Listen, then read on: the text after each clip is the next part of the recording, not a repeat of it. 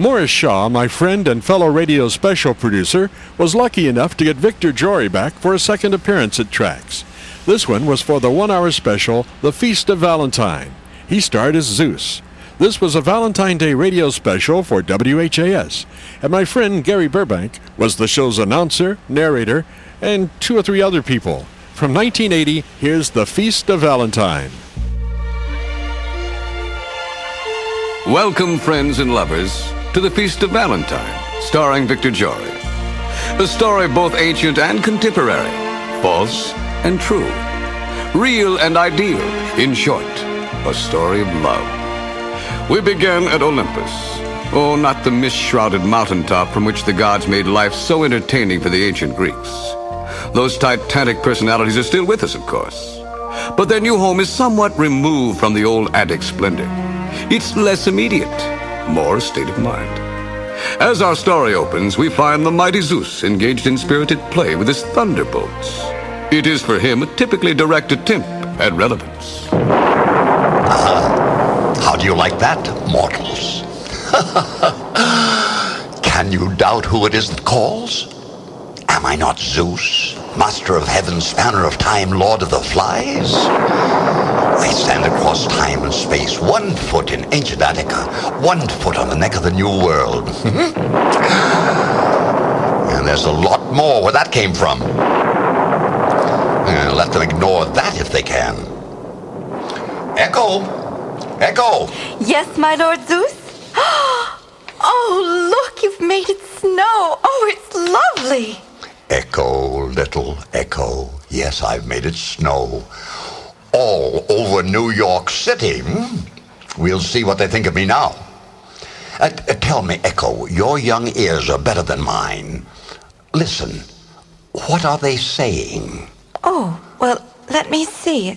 It's hard to tell. It's all quiet and muted. Let's see. Traffic impossible. 10 inches. Subway packed. Sidewalks. Is that all? Well, it seems so. Oh, wait, there's a cab driver. Let's see. Zeus, are my ears red? Nothing of me? Well, I don't think. Oh, wait, yes, there's something on their radio. Radio. Now we're getting somewhere. Quiet. Oh, excuse me, Lord. Never mind. What is it? Zeus, 3 pieces, $99.95. 3 pieces? 3 pieces? Suits? They're talking about suits? Oh, sorry, but there's a lot of static. Oh, these modern mortals, I give them a foot of frozen persuasion and they still go on with their petty mercantile lives. They're so pedestrian. Well, today, certainly. I'll show them. Lord Zeus, please. Aphrodite. Love. I will answer to either name, but I doubt I could hear anyone call over the roar of your incessant thundering. Young woman, I suggest that you recall to whom it is you speak and lower your voice. Now that it's a little quiet around here, that's possible. Forgive me, Lord Zeus, but is it too much to ask, considering our somewhat restricted circumstances, that we have a little peace? Since I'm through for the time being, I believe I can grant your request. Thank you, Zeus. Thank you. Thank you. Thank you. Well, Echo, I think our forward young goddess of love could use a thunderbolt right in her... She's troubled of late, Lord. Troubled? I think she feels, well, ignored. Oh, yes, that being ignored is a problem for any being. For a goddess, it's nothing less than a slow death.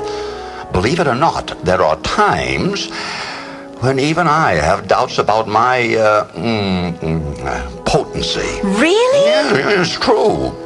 We miss the old festivals, the heavens filling with incense, the sacrifices of snow-white heifers. It's easy to think of those times among the ancients as better days. We were closer to the mortals then. It was possible to have a more personal relationship. I myself was known to fancy a little mortal companionship at times. Of course, Hera would always make life very difficult for me afterwards, but it always seemed to be worth it. Yes, Europa. Later, I taking the form of a bull or a swan to approach them in the most secret places. Oh, that was nice. What aspect could I assume to approach a woman now? A sports car? A pair of roller skates? Those were good days. Time has changed all that. Yeah, time changes nothing, Echo.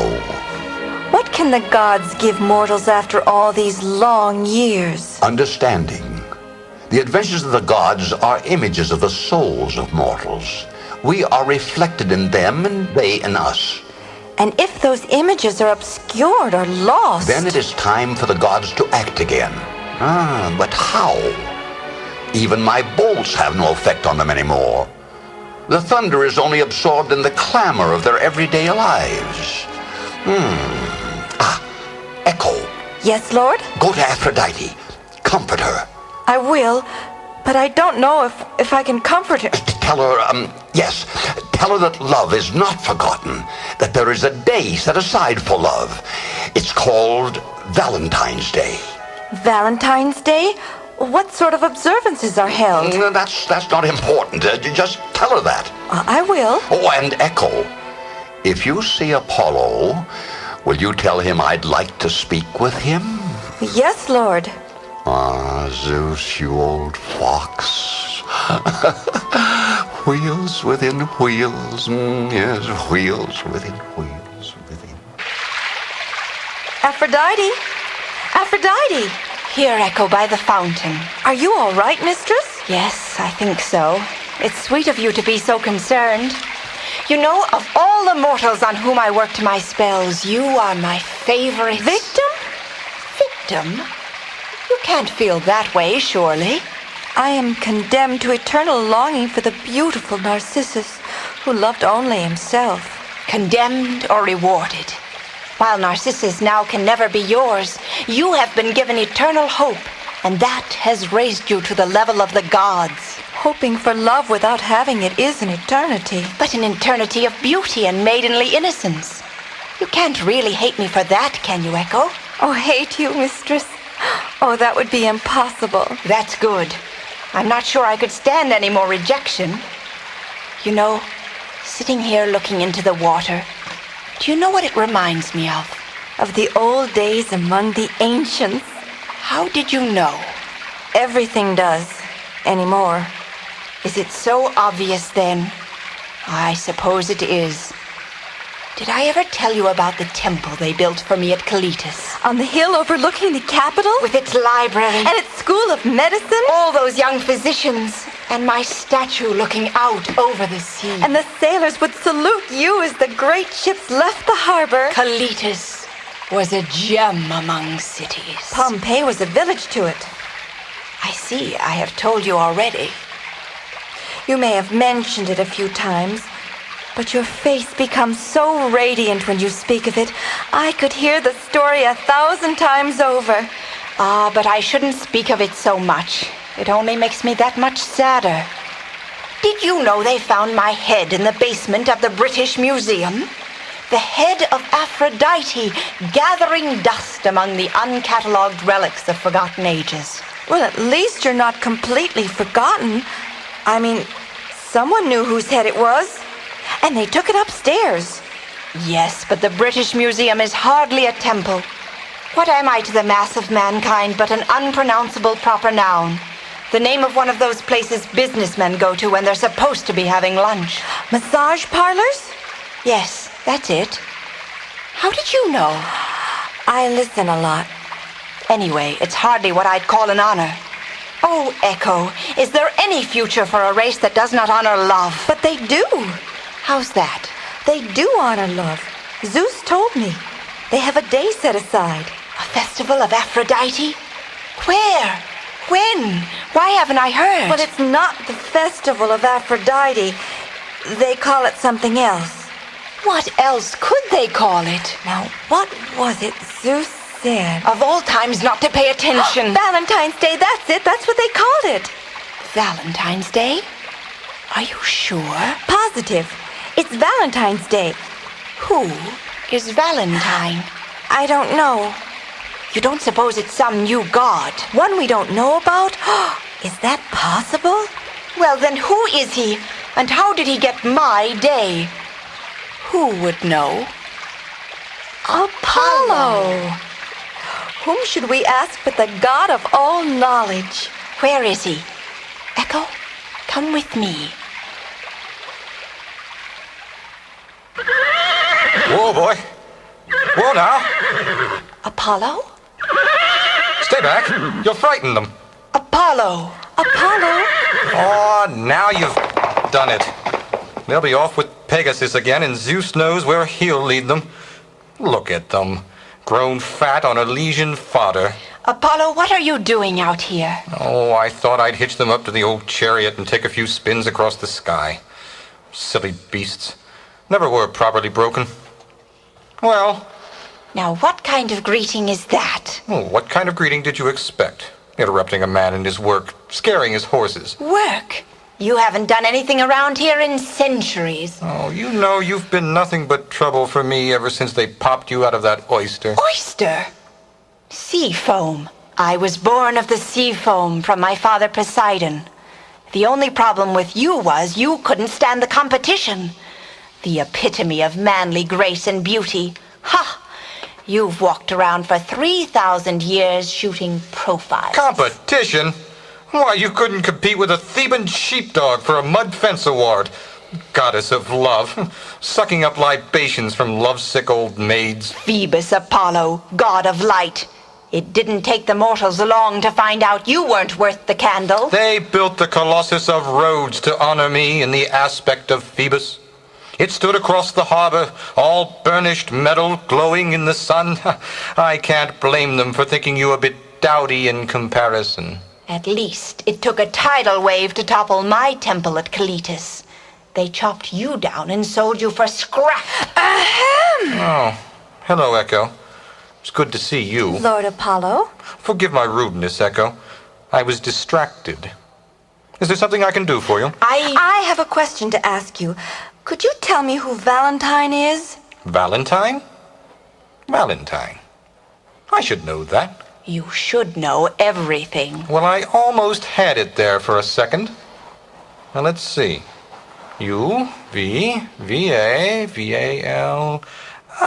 Valentine.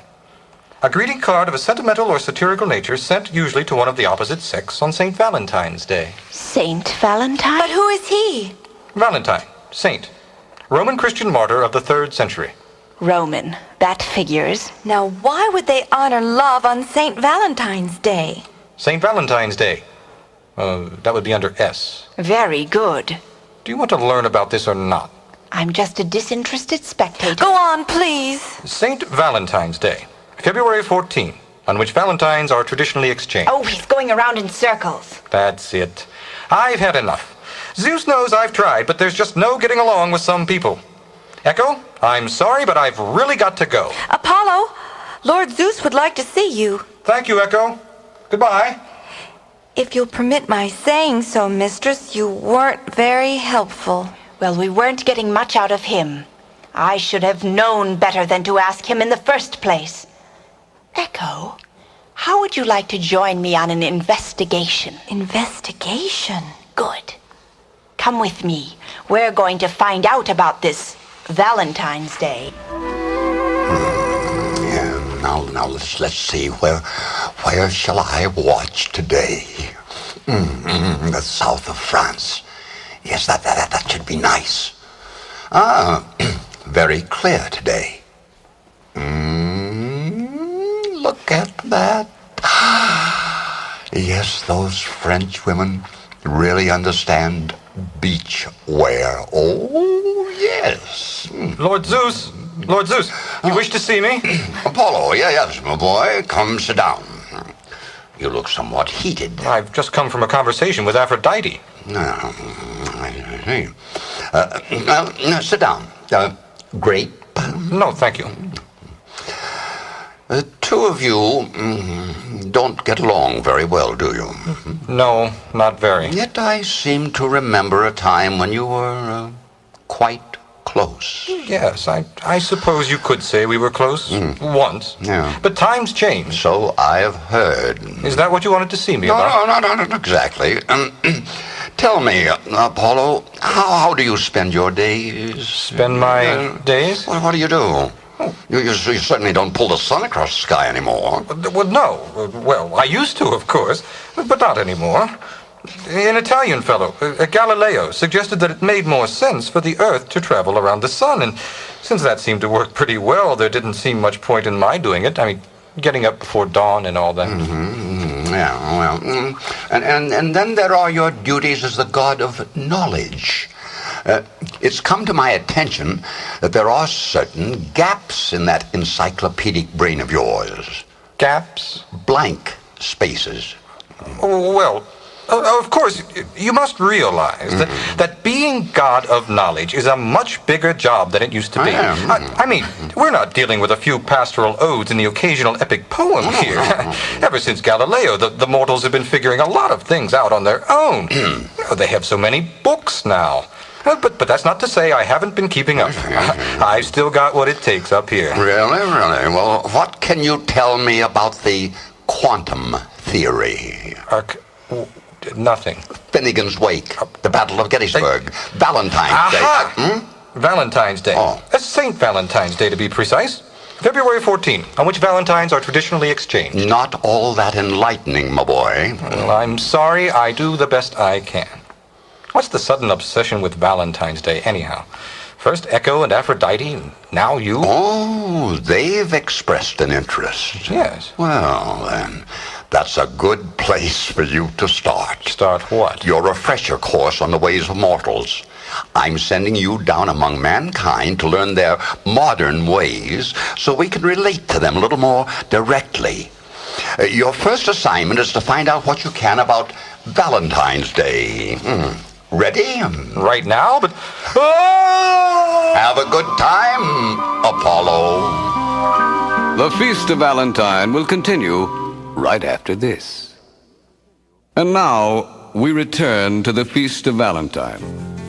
As we've seen, all is not idyllic for our friends from Olympus. Aphrodite is depressed because no one seems to remember the goddess of love in our contemporary world. And she's gone off to find out how this upstart Valentine has got hold on the day mankind honors love. Apollo is certainly no longer his old knowledgeable self, and has taken to using what's left of his wit in feisty little arguments with Aphrodite. Even the mighty Zeus is somewhat taken with nostalgia for the good old days among the Greeks. But at least he seems to have a plan for remedying the situation, and has sent Apollo more or less winging down to Earth to investigate the new festivities surrounding Valentine's Day. We rejoin our story at Apollo's landing spot. Oddly enough, in the depths of the New York subway system.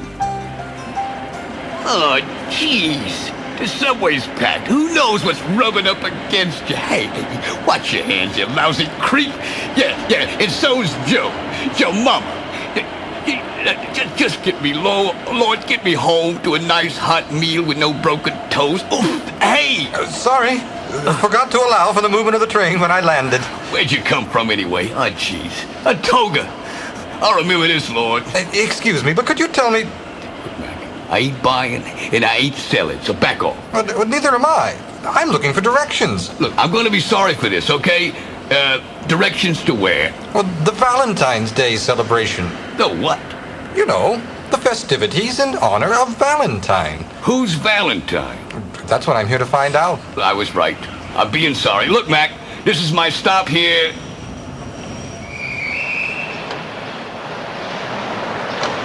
Excuse me? Hey, how did you get up here? About the celebration? I don't know what you're talking about. Look, there's a candy store down the block. Now, maybe they can tell you. I gotta catch my ride here, okay? But let me give you a word of advice, okay?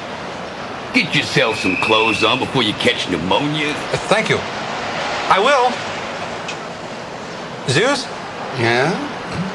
it's been suggested I wear something a little more appropriate to the times. I didn't have a chance to pack, if you remember. All right. That's better. A little snug, but nice. Hey, what'd you put on my lip? A mustache. It's in style. It tickles. You'll get used to it. Thank you. Happy Valentine's. Millie, where you been? Sorry I took so long, Vina, but they didn't have any kosher dills left at Freddy's, and I said to myself, Vina just won't enjoy your sandwich without a kosher dill, so I went on to the deli. And the fact that Morton works at the deli didn't have anything to do with it, I suppose. Maybe a little. Maybe a little more than that. What do you see in him anyway? Oh, Vina, he's so attractive. He certainly thinks so. Did you let him know how you feel? Of course not. How? What about, hey, cutie, I think you're a hunk. Want to have dinner with me? I couldn't do that. But I did slip a Valentine's card onto his tip tray. Signed? No. Aw, Millie, you're hopeless. But this is a good pickle. Oh, a customer. Will you take care of him, Millie, while I finish the sandwich? Oh, gladly. Oh, he's really cute. Yes, he is. What about Morton? Morton who? I can finish this later. I'll handle this one. I'll help. Pardon me. Why, what did you do? Millie. I'm looking for the Valentine's Day celebration. Celebration? Yes, and I was directed here. For the celebration? That's right. Well, we got any kind of candy you want, but the closest thing to a celebration is these bourbon balls here. Valentine candy? Yeah, you know, sweets for the sweet. I see. Oh, that's clever. I'll have to remember that. Maybe this would go a little faster if you gave us some specifics. You need something for your, wife, maybe. Oh, I have no wife. Is that what the candy's for? Wives? Or Or sweethearts. both sometimes. So, Valentine's Day is marked by the giving of candy. Among other things. You from out of town or something? Why do you ask that?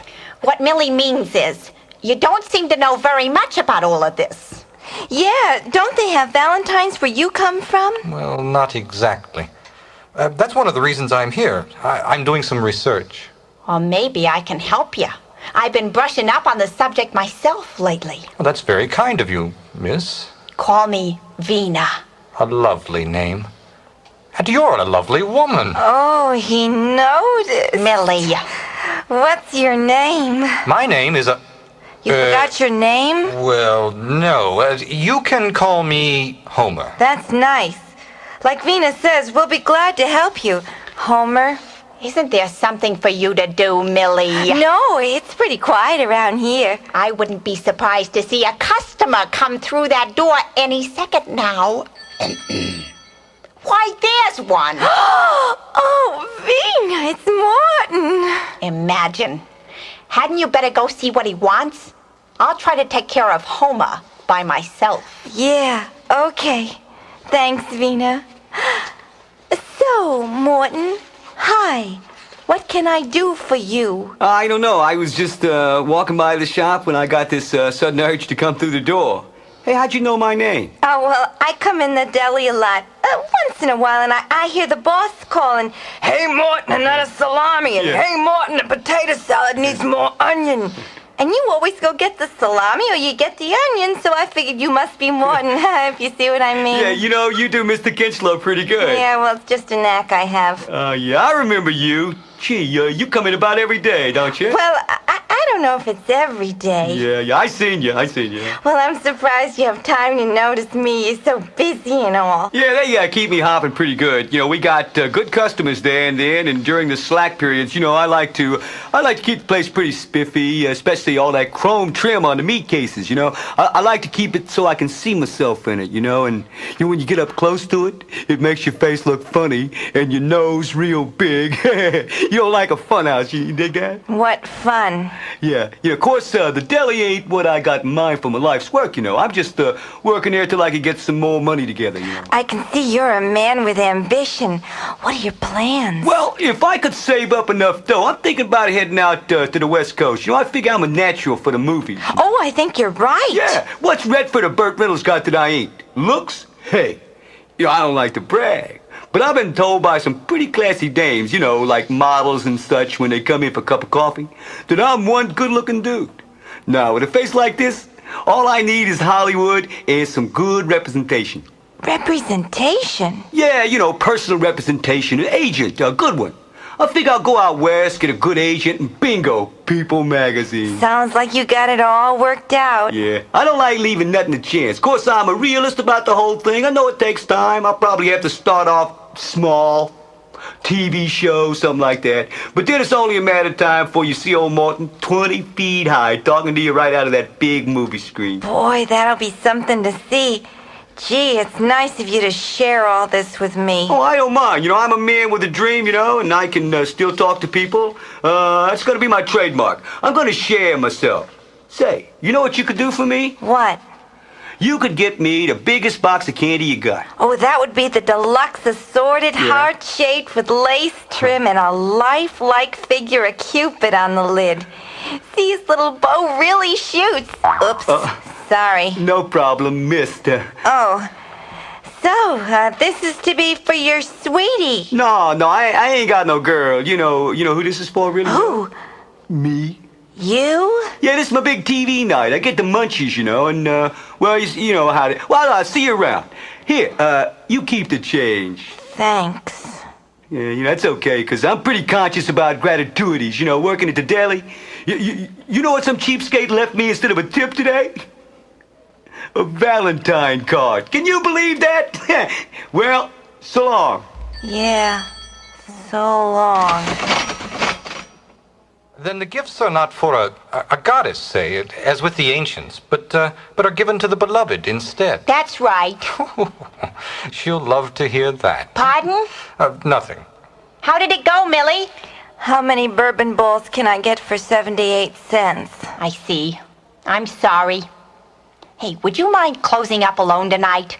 Homer would like to buy flowers for someone, and I'm taking him to the florist. Well, I've got nothing else to do. Good luck.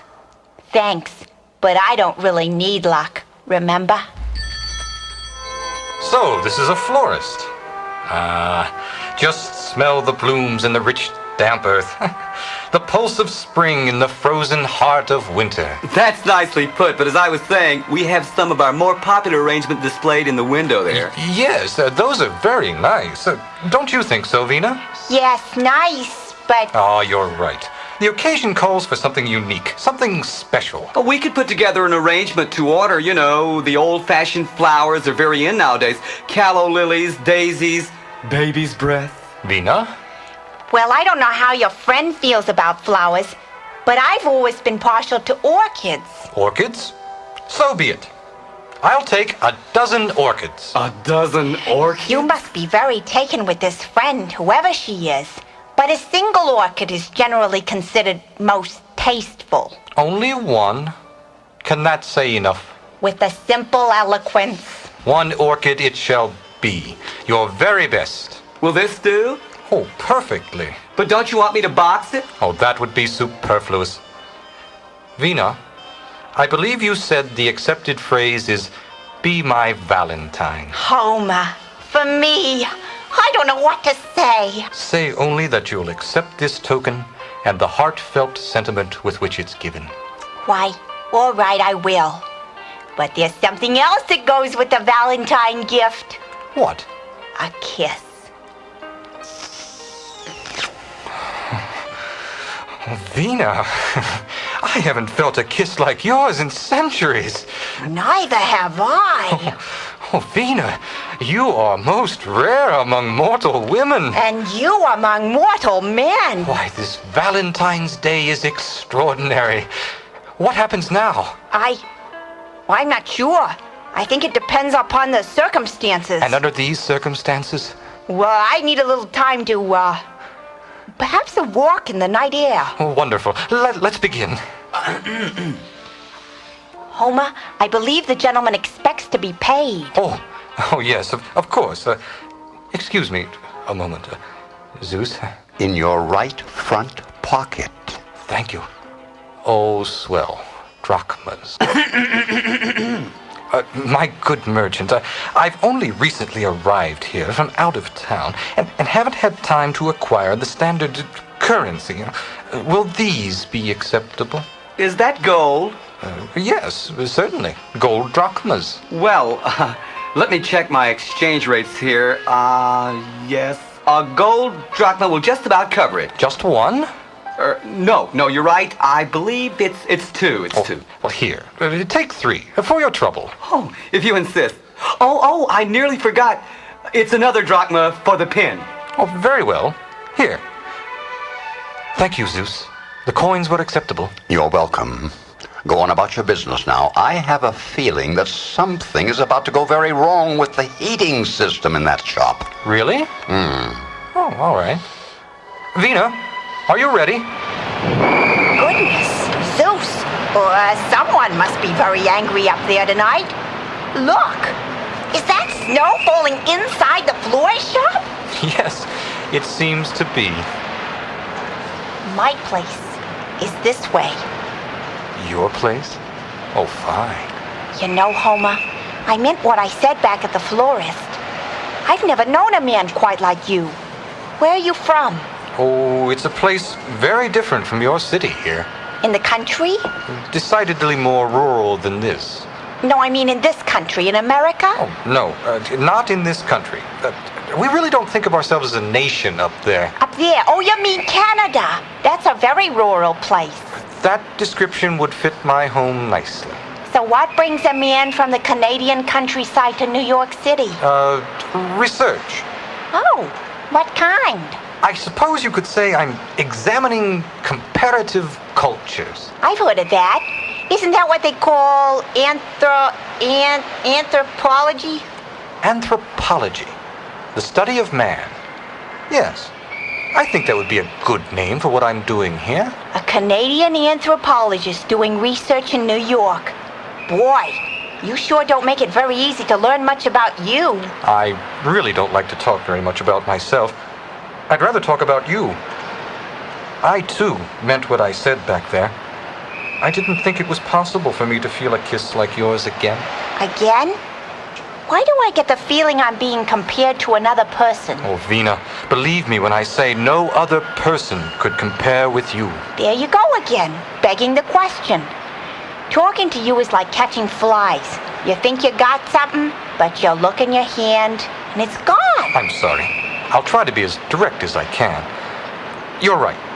You do remind me of someone else. I thought so.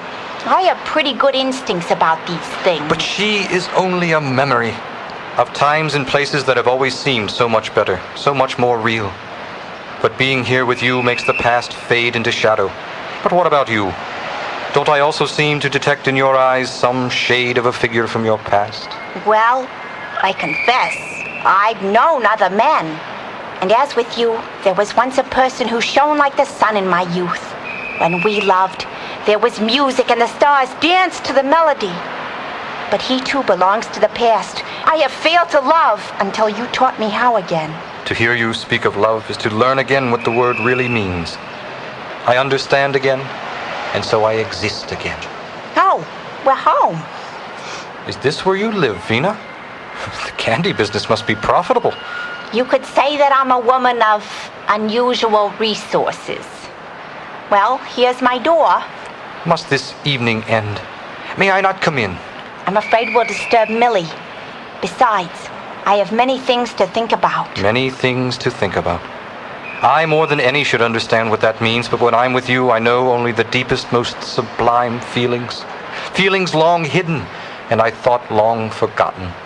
And when I am with you, I find I have only the clearest, most sublime of thoughts. I'm lost in a universe of images and forms that seem to reach to the very dawn of creation. Vina, I swear to you, this is the last time we part. I will see to it that our love lasts forever. Yes, forever. Good night, love. Good night, most precious of men. How was it, mistress? Still awake? Yes. Oh, so tell me about it. Was he smitten, madly taken, head over heels? Yes, I believe he was. Oh, and you made him leave you at the door. Oh, that's good. That's clever. He'll be groveling first thing in the morning. Oh, to have such power over men, over any man you choose, oh, that must be wonderful. Mistress, what's the trouble? Is there anything wrong with him? Wasn't he what you expected? No, there's nothing wrong with him. And he certainly wasn't what I expected. I don't understand. I don't understand either. But I know I want to be with him forever. I must see Zeus. Zeus. Hey, don't go without me. Hey! Zeus, I must speak with you. We'll return for the conclusion of the Feast of Valentine after this. And now, the conclusion of the Feast of Valentine. So it seems that Apollo, sent to Earth by Zeus to do a little research on Valentine's Day, has been surprised to find himself fallen madly in love with Vina, who runs a candy store. By the same token, Vina has fallen in love with Apollo, although she thinks his name is Homer. And to top it all off, when we left her and Millie, they were sounding suspiciously like a couple of Olympian characters we met a little earlier in the story. And Vina was calling on Zeus of all people. Got it all straight? Well, maybe things will work out as we rejoin our characters in Olympus. Zeus, I must speak with you. Wait a minute, Aphrodite. I was here first. It's all right, Apollo. I won't forget you. So, Aphrodite, where have you been off to? I've been down among the mortals and without my permission? Forgive me, Lord, but I had to find out about this new Valentine's Day. And did you find it to your liking? Yes, it was very nice. Lord Zeus, please. I've met a man. I should say the chances of that were quite good among the mortals. This is a very special man. I thought they were all special to you, sort of your forte. Lord Zeus, listen. All right. I will listen. This is a very special man, like none I've ever known. I want him with me. I want him here in Olympus. Here? Well, can't you just play with him down there for a while? I don't want to play with him. I can't. I want his companionship and his love forever. Strange, but Apollo here has just asked for the same thing. Yes, and first, will you grant my request, Lord? And mine? Let me tell you a little story. Now? No, the point of the story is this. You two have met and loved these two fine creatures in the aspect of a fellow mortal. If you were to bring them here and reveal yourself as you truly are, they might well suffer the same fate as poor Semele. I will grant your request if you wish it, but consider well. The thought of loving him for only the short span of a mortal life and then spend eternity without him in loneliness and longing is an agony. But to bring her here to her death and face an eternity of guilt and pain is unthinkable. You don't give easy problems, Lord Zeus. So you see, Echo, it really didn't matter at all. I was mistaken in his love and ended up feeling pretty silly. Oh, I'm sorry, mistress. Hello, Aphrodite. Apollo, what brings you to the fountain?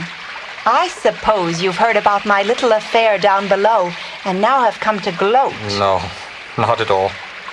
It seems I too labored under a false impression and wound up playing the fool. Well, it seems the mortals have made quite a lot of progress over the years and can teach us gods a few tricks of their own. Aphrodite, I tell you what. Let's forget about mankind. We'll make a separate peace, you and me. We'll live here in Olympus and forget about everything else. And maybe we can find again that contentment we lost so long ago. All right, Apollo. Maybe we can. But if I'm to forget about the mortals, I'd better start with this. What's that? A silly little remembrance of my folly. Into the fountain with you, Homer. You were all wet anyway. Wait. What did you just say? Goodbye to Homer. Homer? And that voice. Vina? How did you know, Homer? You. in that candy store. And you, with that funny mustache. It tickled. I know. Apollo. Oh, love. Zeus! Zeus! What is it, Echo? Apollo and Aphrodite, they're... Yes, I know. It all worked out pretty well, don't you think? Do you mean you planned all this? Of course. How else could it have gone so well? Don't look so surprised. I'm not the bombastic old fool you thought me to be, at least not always. Yes, I think this clears up our little problem of relevance quite well. How can Apollo and Aphrodite falling in love help us reach the mortals? Oh, Echo. When the gods love, the universe sings, and the hearts of mankind can't help but beat to the rhythm. We do not reach the mortals. It is they who reach the gods. It's marvelous, but it makes me sad. Sad? That I have no one. But there's a place for you as well. It is you who give hope to the hearts that beat alone. You're such a lovely thing. But Narcissus was a fool. If Hera were not so jealous a wife, I think I would woo you myself. Oh. Come with me. Will you make it snow again? No more snow. I think the earth deserves an early spring. I want to show you the new gardens. Our little home has expanded a great deal since you and Aphrodite went away. Come, I'll show you. Take my hand. Did I ever tell you the story of King Lycaon and my affair with his daughter Callisto? No. Well, the king and my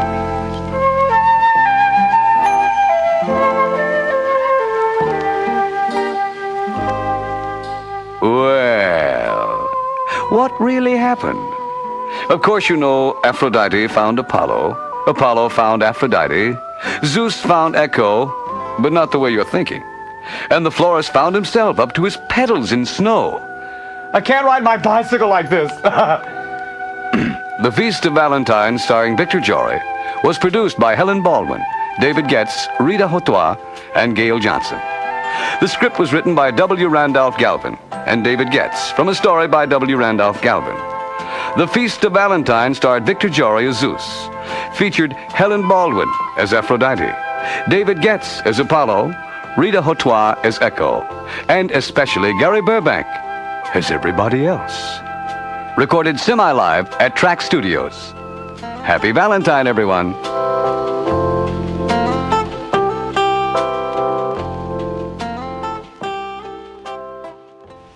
Gary Burbank turned out to be a good friend, so when it came time for him to do his Crusade for Children double album, he came to Trax. Working with Gary on this project taught me a new respect for nervously pacing back and forth. It was immediately obvious that we could not pace together in the same room without some serious coordination. So he was assigned a specific pace area, and I had my area. And usually the only time we both paced was during a listen back of a newly recorded segment. All in all, it was one of the most fun projects we ever did. Also, one of the most challenging. From 1980, here's Gary Burbank and his double Crusade album. In the beginning, God created life. And God said, "It is good." But then God needed a punchline. So he created William Stansbury.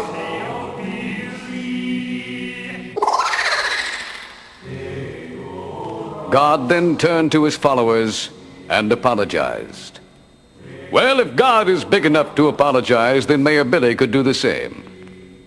And then there was a soul-cleansing news conference in front of the media Philistines and Philistines. They had once been smitten by the jawbone of an ass. During the mayoral campaign, I think. Backed up by the Atlanta Rhythm Section, Al Hurt, and the Uh-Oh Walla Walla Gang Bang Chorus and Chorale.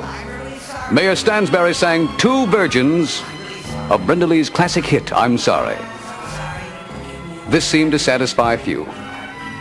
Even from the pulpits, the cry was heard. Thank you, Garrison Little Radio Church of the White Wing. And gospel truth is on the air. Brethren, today's text is from the book of Homonymies. And the angels spake unto the masses, asking, why can't everyone be mayor of Louisville? And the masses spoke unto the angels, saying, because it's hard to put your foot in your mouth when you're caught with your pants down. Oh, brethren, don't you feel the sin and degradation that has taken this city? I've tried, Lord knows I've tried. I've tried to turn you sinners' heads around, ye lustful, crooked, unscrupulous politicians. Your integrity has fallen to that of a politician. Oh, look what ye hath wrought in Washington, Watergate, and Koreagate, and in Louisville, Tailgate. I know what you're thinking. If only you lustful fat cats had a man of my stature backing up some of your lies. Why, if I had spoke out before all this broke out and said, yea, the Lord told me Stansbury was in Atlanta, and the whole subject would have been dropped, and the newspaper would not have pursued it any further. So right now, I want all you lustful public servants out there to put heaven on your side, friends.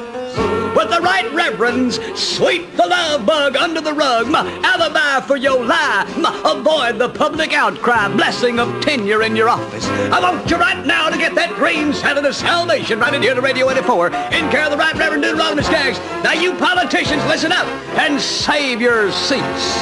Save in, Flock. Back to you, Gersh. At Burbank Savings and Laundry, we care about you. Here's one of our satisfied customers. Yeah, when our daughter entered college 4 years ago, we knew we'd like to send her on a trip to Europe as a graduation present, but heck, that'd cost $2,500, and we didn't have that much money. So what did you do? Well, we thought about knocking over a gas station, but then we talked to our savings counselor at Burbank Savings and Laundry, and we found out how easy it'd be to save up for a trip. And it worked like a charm. It did? Oh, yeah. All we did was deposit $100 a day for 26 days in a special account at Burbank's. And then, 4 years later, they gave us back every single penny we put in, minus a $100 handling charge. Oh. And boy, was our daughter surprised when we gave her that airplane ticket on graduation day. I bet she was. Oh, yeah. And she was even more surprised when she got to Europe and discovered the ticket was only good for one way, and that while she was gone, we had her declared legally dead and obtain control of the inheritance she was supposed to get from her grandma. That's wonderful. And you know, we never could have pulled it off without help from our friends at Burbank Savings and Laundry. That's Burbank Savings and Laundry, located in the Volkswagen microbus at the corner of 1st and Main. Remember, Burbank Savings and Laundry. We take your money for a ride. Ex-member FDIC. We have been asking you to come by for your swine flu vaccine. We are no longer asking, we are now telling you will.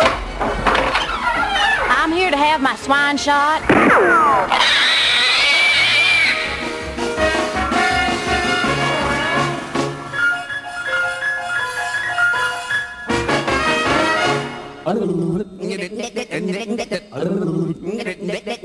Dateline, Indiyaki, early 1979.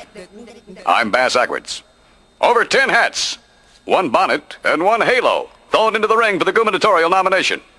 The bonnet belongs to Thelma Stovall. The halo, of course, Harvey Sloan's. Harvey Sloan, past star of City Hall and a radio soap opera that followed his career, beginning with Dr. Doctor, then Dr. Mayor, then Dr. Ex-Mayor, to Dr. Next Governor, to Dr. Ex-Next Governor.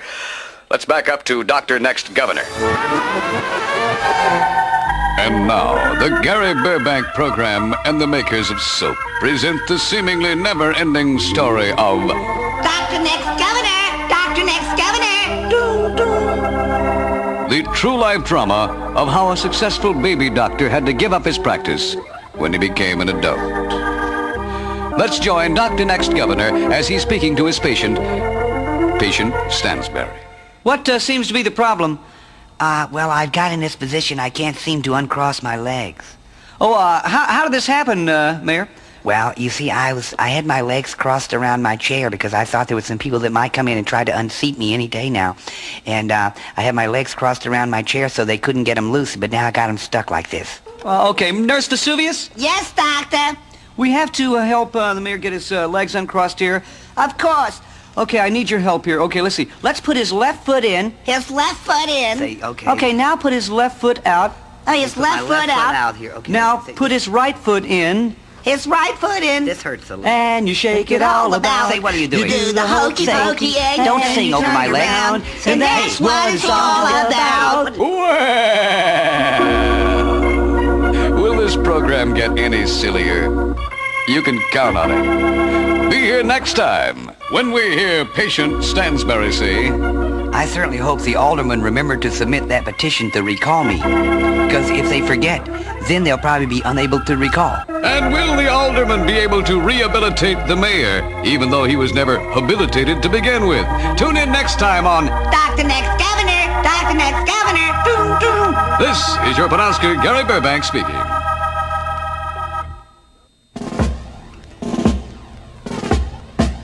The Energy Savers of America, a WHAS radio series devoted to highlighting these people who, using Native American ingenuity, cleverness, and pure dumb luck, have developed alternate sources of energy.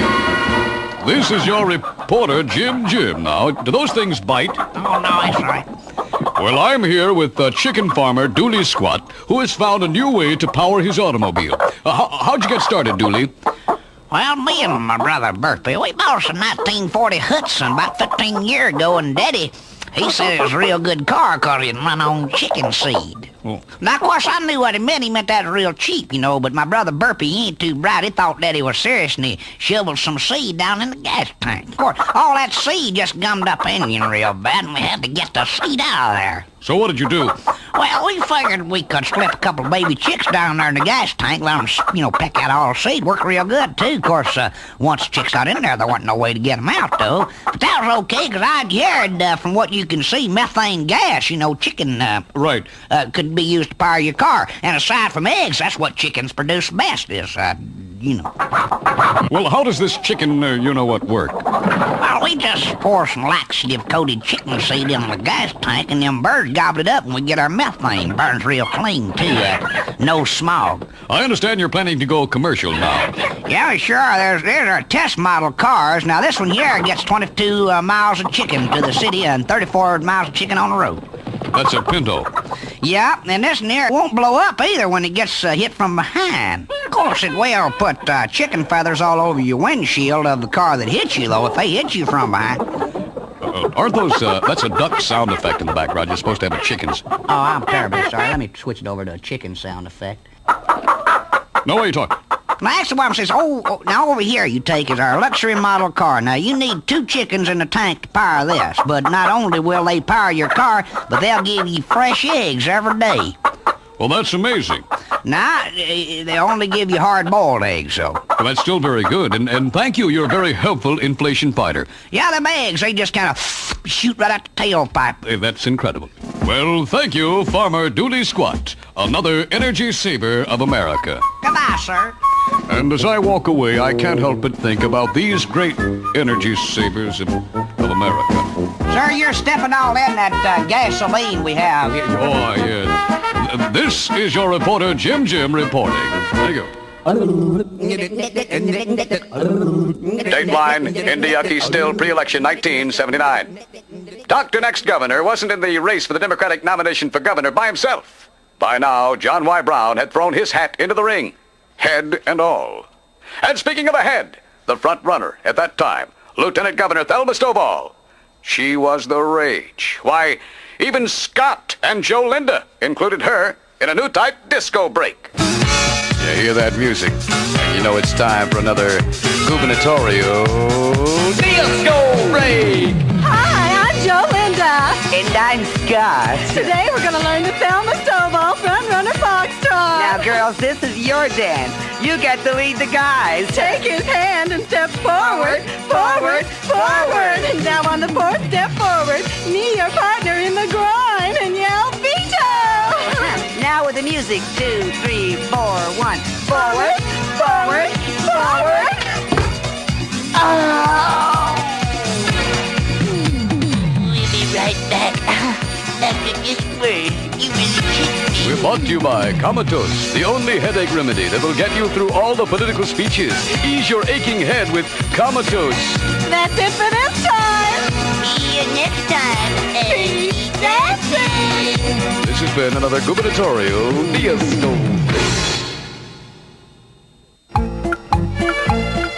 Like to cut down on pollution, get to work faster and save gas? Then ride Snark, the snorkel authority of River City. Our train of frogmen swims routes from the Ohio paralleled I-71 for you East End commuters. And for those in the Pleasure Ridge Park area, it's just a short upstream swim on Snark. So grab the flipper of a friend and find out why ride-sharing on Snark is such fun. Grab something else besides a flipper and it could be even more fun. Remember, one Snark frogman can take the place of one car, providing you don't mind dodging a few logs and beer cans.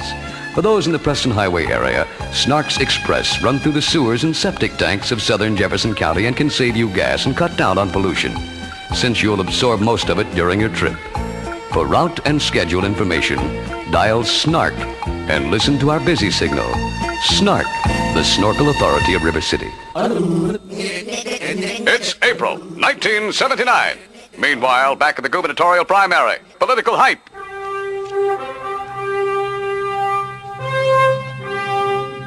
And now, a totally unsolicited and unwanted campaign ad. Now that the General Assembly is over, it's time for the gubernatorial campaign to begin in earnest. And leading the pack, It's a bird. It's a state plane. no, it's Thelma! Faster than a state plane, more powerful than an incumbent governor, able to assemble legislators with a single call. It's Thelma! Terrific spot, but no help, as Thelma Stovall loses the primary. Dr. Next Governor becomes Dr. X Next Governor, and John Y. Brown knocked up victory after victory. More details later on Ladder. I think it's chalked up victory. That's what I said. WHAS now presents a Channel 11 editorial. Here is Godfather Don Roberto Morse. Thank you. Today, I make my choice for governor. You know, I give this a whole lot of thought, all the way through lunch. I think, 'cause I like his face, Louis B. Nunn. And if you look closely, we resemble. We both are big and handsome in a rugged sort of way. And in my opinion, this state need a rugged and handsome governor. It's about time. I say, why not? That's good thinking, boss. Right. So we're going to support the Louis B. Nunn. And I also like that little wrinkle he got right above his... Hello, Don Roberto. Yes, hello, Mr. Morse. This is Mr. Bingham speaking. Mamma mia. I want you to wait just a moment. Now, on television, you editorially sided with John Y. Brown. You want me to plug in, boss? Be quiet. You get us both plugged. Now, Don Roberto, you cannot support one candidate on television and the other on radio. Why not? I think that's fair. But you can't do that. If you support Brown on television, you have to also support him on radio. Yeah, we do that, and none wins, huh? We ain't got no friends. What? I mean, you gotta have friends in the Capitol. You know, you gotta have friends. Don Roberto, do it my way, or you can't support anyone. Okay. Oh, he don't know nothing about running no conglomerate. Boy, I hate to be around you the rest of the day, boss. What's that? Nothing. By the way, fellas, if you're through here, I'd like to use the telephone to play a trick-or-treat gotcha. If you don't... Shoot the phone, Vinny. I'll have fun on you, gotcha.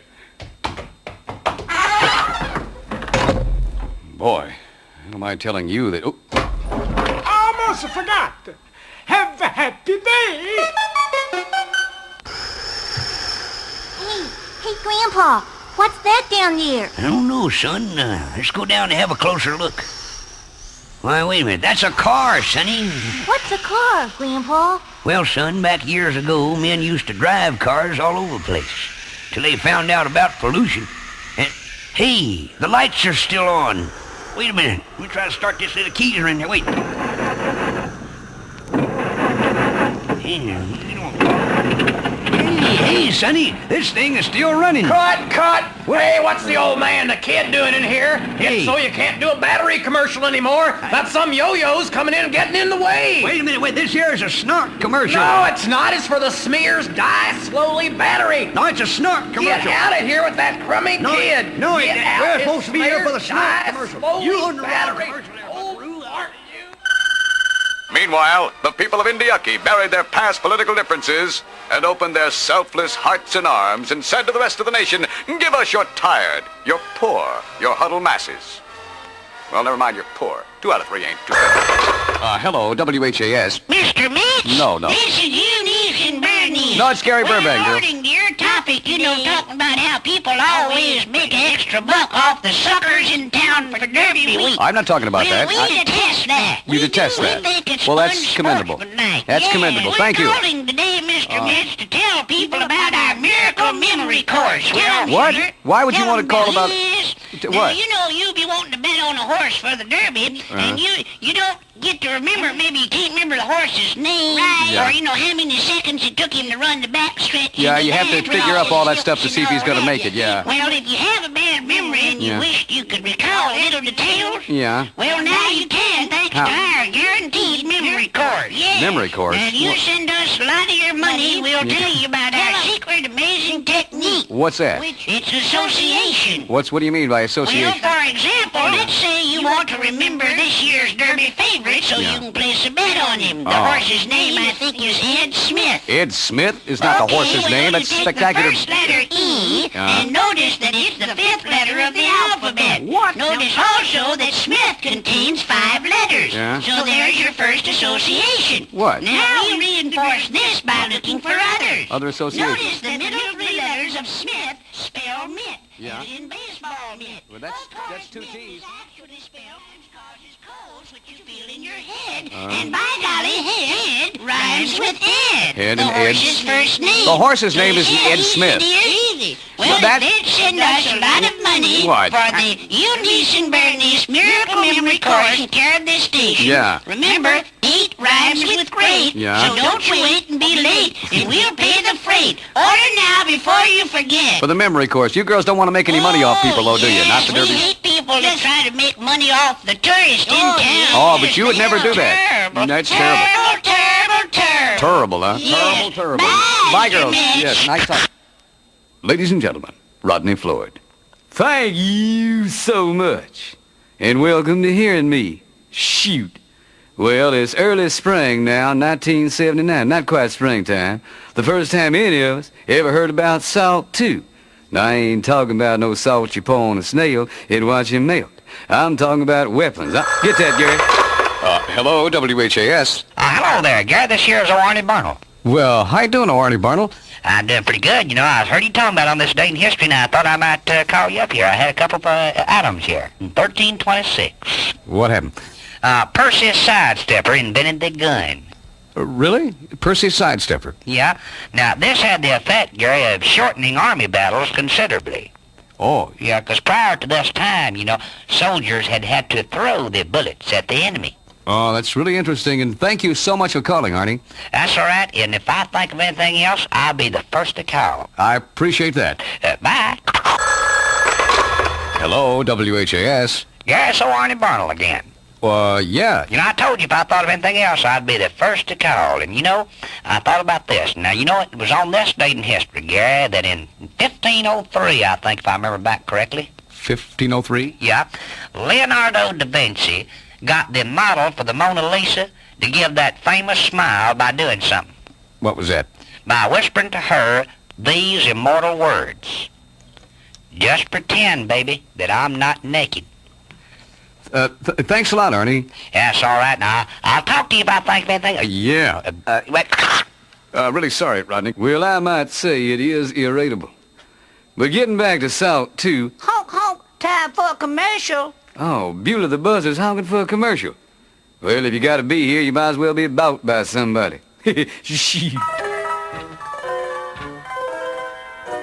Running for today, brought to you by the Optimist Club, who reminds you that this week's meeting of the Durable Optimist Club will be held on Friday.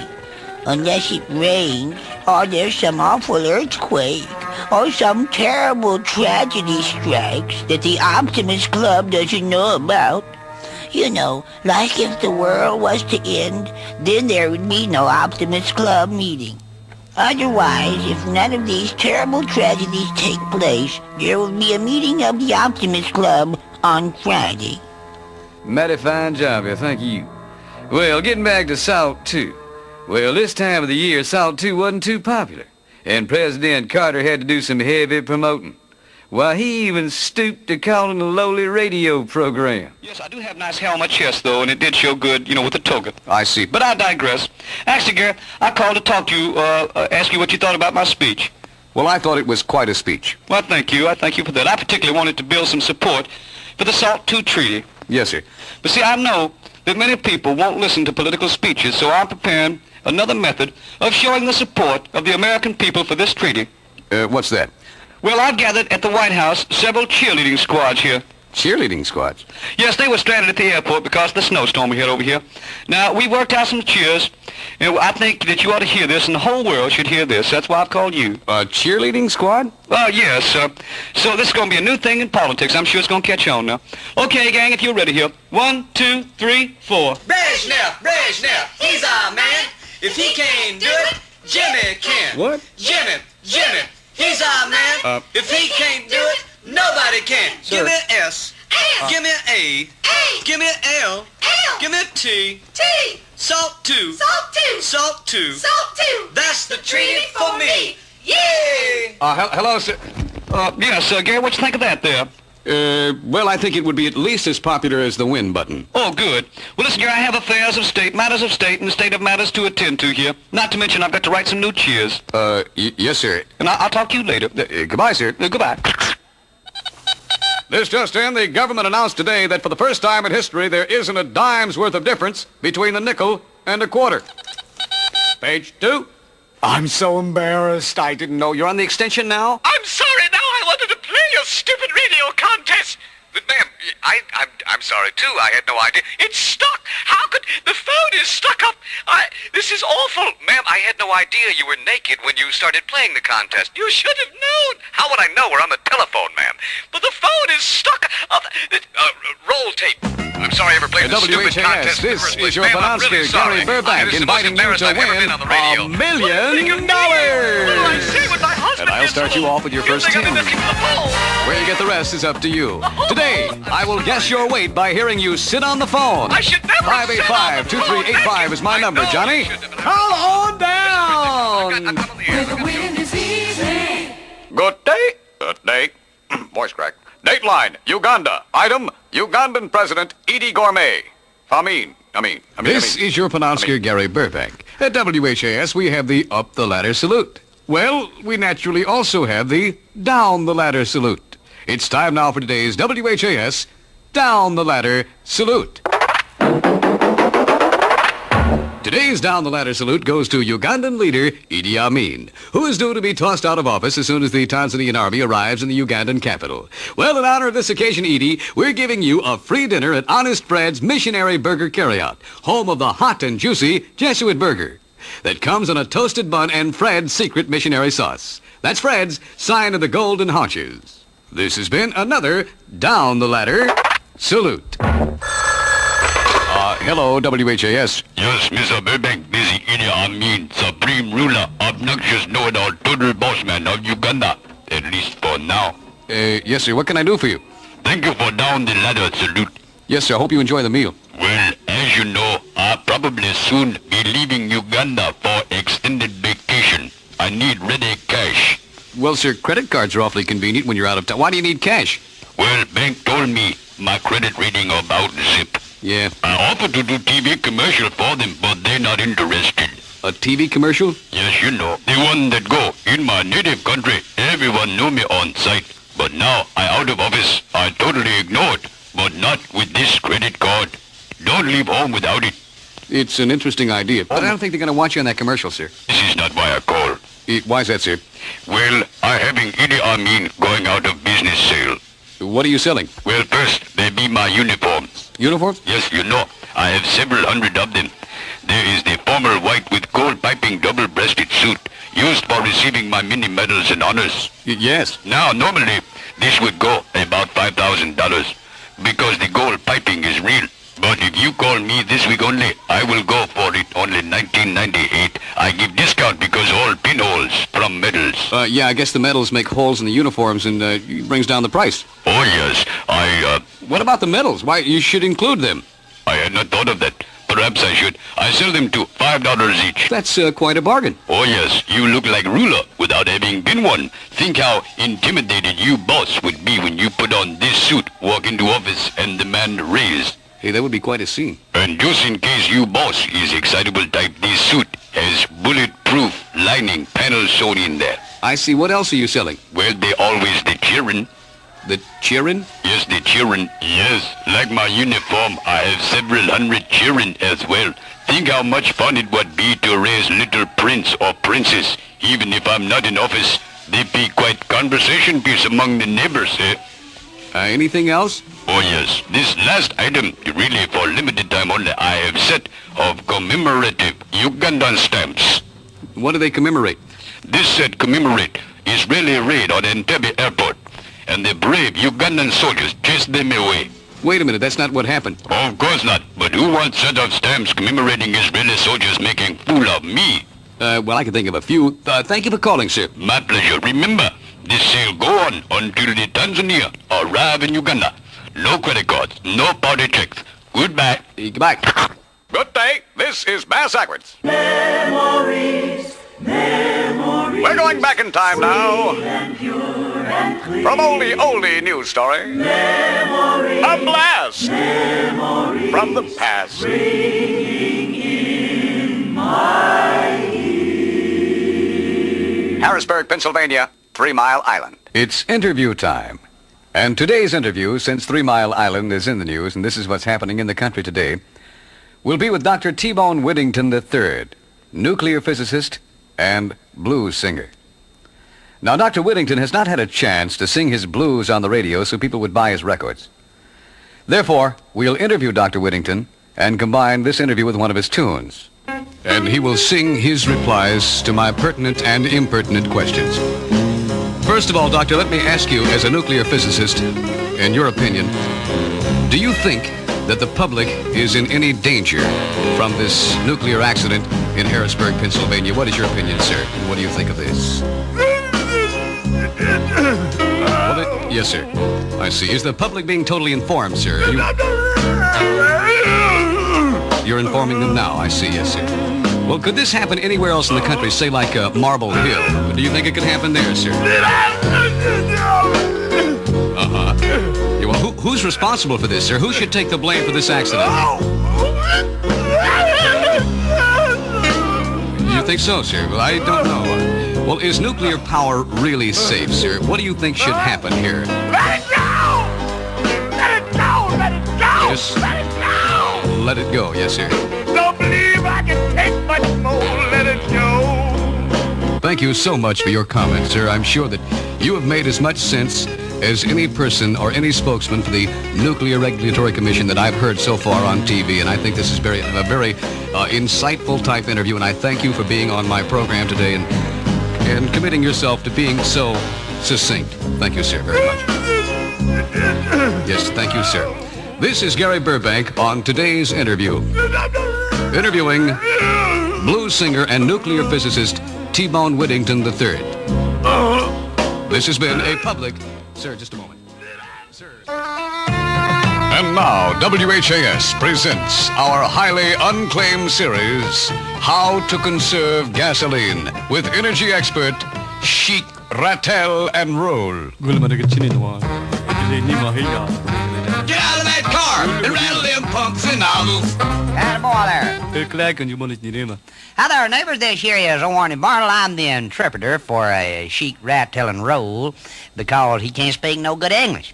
And but I did interpret, and you can give us a call. This here is a call-in show. Any questions you have about energy, and Sheik Rattel and Roll will be glad to answer, right? Well, there's a call. He says hello. Well, ask the Sheik this. Hello, Sheik. Tell me about, I've heard about asking the utility company to make a thermogram of your home. Now, what is this thermogram stuff? The sheik says that they will fly over your house in a helicopter, and then they will take a picture, an infrared picture that shows where the heat is escaping. And the sheik says that most utilities companies will provide this service free. How nice. He says the way they can provide this service free is the utility companies simply raise everyone's utility rates.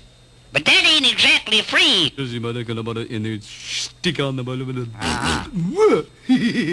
What did he say? I don't think you want to hear that, ma'am. Hope your time is up, Sheik, honey. Oh, Sheik, neighbors, I guess our time is up. Any last words here? The sheik says, remember, neighbors, that more than half the money you spend on heating may be wasted. One method of doing something about this is to sue the company that built your home. The sheik says this method is recommended by 4 out of 5 attorneys. Well, attorneys have to eat. I can tell them what they could. This here is Arnie Barnold for the Sheik Rat Tail and Roll. Adios, neighbors. The English. Oh, the Sheik won't say one thing in English. Keep you camel humping. Well, has anybody heard just when the Skylab is supposed to fall? Me? I want plenty of time to panic. I love the way NASA put it. Skylab will fall sometime this summer. Can you believe that? Shoot. This thing's gonna scatter 85 tons of hot metal over 3,500-mile area, and they say sometime this summer. What are they gonna do, wait for Chicken Little to warn us? Oh, hello, brethren and sisters, and thank you, Garish. Let me ask you this, flock. When Skylab changes from a piece of pious progress into pagan projectiles of painful puncture, are you gonna become Swiss cheese? Will wailing white hot metal whistle Dixie through your mangled mortal body spread? Will y'all try to outrun them rockets of ruin or stand up proud and pontifical against that molten mass of meteoric misfortune, friend? Well, flock, what you need is the Reverend Deuteronomy Skaggs' Aerospace Save Your Face Anti-Skylab Suit of Safety and Sanctification. Say amen, flock. Close enough. Yes, brethren and sisters, when that 2,000-pound airlock of ethereal re-entry screams out of the sky, whoop, hallelujah, the anti-Skylab suit will be your apostolic armor against the heat of Hades and them lacerations of Lucifer, friend. Because y'all will be reinforced by the iron of Isaiah, I say, the might of Moses, whoop, hallelujah, friend. All of this for the meteorically minuscule amount of $11.17. Neighbor, I want you right now to sail that capsule of contribution round my altar, friend. Don't make me holler, don't make me shout. Turn them pockets inside out. Whoop, hallelujah, and shoot your loot to the Lord. Say amen, flock. Close enough. Back to you, Gersh. I'm not that average, sir. Well, compared to me. Oh, yeah, okay. Well, the public is into this nostalgia thing, right? Well, sir, I've always thought that nostalgia is a thing of the past. Yeah, but it might work, Gary. Let's say now that I made a 50s type musical record, so when I fire someone in the cabinet, I could sing my lines with the music. Well, Gary, it would be the first executive decree people could dance to. Why, that might work out. It could go over good with a disco crowd, an executive decree you could dance to. Yes, I will give you an example here. I brought my bass singer with me, and this is how it would sound when I got on TV and made my announcements of my latest firings. Okay, 1, 2, 3, 4. Good job. When I wake up in the morning, I feel like firing. You better listen up. You might need hiring. Okay, your name may be here. Joseph Califano. Michael Blumenthal. Brock Adams. James Schlesinger. And Griffin Bell. All of you. Hello, WHAS. Oh, yes. Hello, counselor. No, I'm not. Yes, listen, counselor, I want you to help me out here. I need a little help here. I may want to go to court, you understand? I'm busy right now. Yeah, see, I was driving last night with my old lady, see, Otis? Right. And I got this ticket for speeding. Oh. Yeah, I said I was going 110 miles an hour. Well, Yeah, we got to go to court on this thing, man. well, you can't win. You can't go 110 miles an I know hour. the speed limit is 55 miles an hour. Right. But see, I had my old lady with me. There was 2 people, and the speed limit is, what, 55 miles per hour per person. No, it's now, not. Me, 110 miles per hour. It's not If I was per going 110, person. Man, I That's wouldn't go over the speed limit that's because there was 2 of us in the car, you understand? No, you can't. No, it is not But that. I'll see you in court, Jack. Me? Yeah, well, I'll sue you, too. Hello, WHAS. Yes, hello, Gary. It's JC. Mr. President, it's so good to hear from you again, sir. It's been a while. I've been very busy, involved with the Salt 2 talks, Gary. Yes, sir, I know. Well, how's it going? First of all, Gary, on this telephone call, I'd like to address myself to something that happened last week. A lot of reporters got a big charge out of saying that I said if there was an election, I would whip Ted Kennedy's... I did not say that, Gary. I didn't think you did, sir. What did you really say? What I said, Gary, was this. If we were to go fishing, I would beat his bass. Carter reminds me of those beer commercials. What we've always wanted in a president and less. Thank you. Thank you, my constituents. Well, that's it. Nothing much happened this summer, except the campaigning. We'll cover that later. Boy, summer went by fast this year. Would have gone by even faster, though, if Mayor Billy toward the end hadn't taken that allegedly unauthorized trip. This time it was Florida, I think. And, of course, the media charlatans hopped on his case. Hi, I'm Norm Lewis. Little farewell song. Okay? Come on, guys. Ready. Won't you come home, Mayor Billy? Won't you come home? You've been messing around the sunny Southland. You said my money was alone. Ha! I'll see you laying on the beach in Florida. You could have taken me along. Mayor Billy, next time you take a trip down south, take the city along.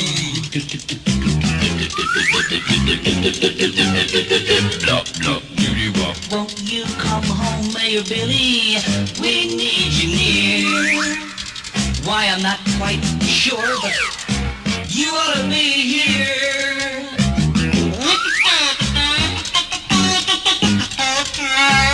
You did the cooking. Mary Ellen paid the rent, though. You took the vacation, but it was my tax dollars you just spent. Come on.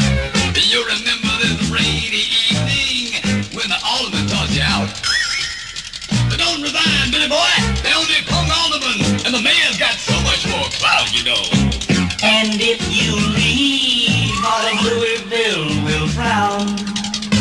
'Cause ain't nobody to replace our beloved town clown. They say you're to blame, but then you got us some fame. Mayor Billy, won't you please stay home?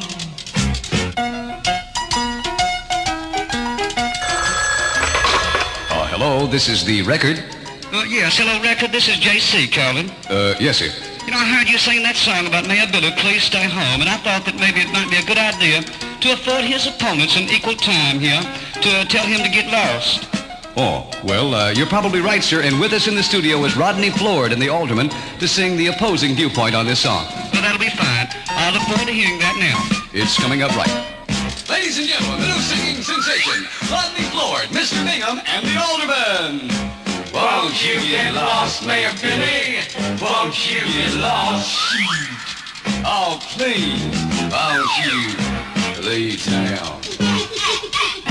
I come in here, Mayor Billy, every time you leave, you always turn up. Found. We remember that trip last summer during the fireman's strike.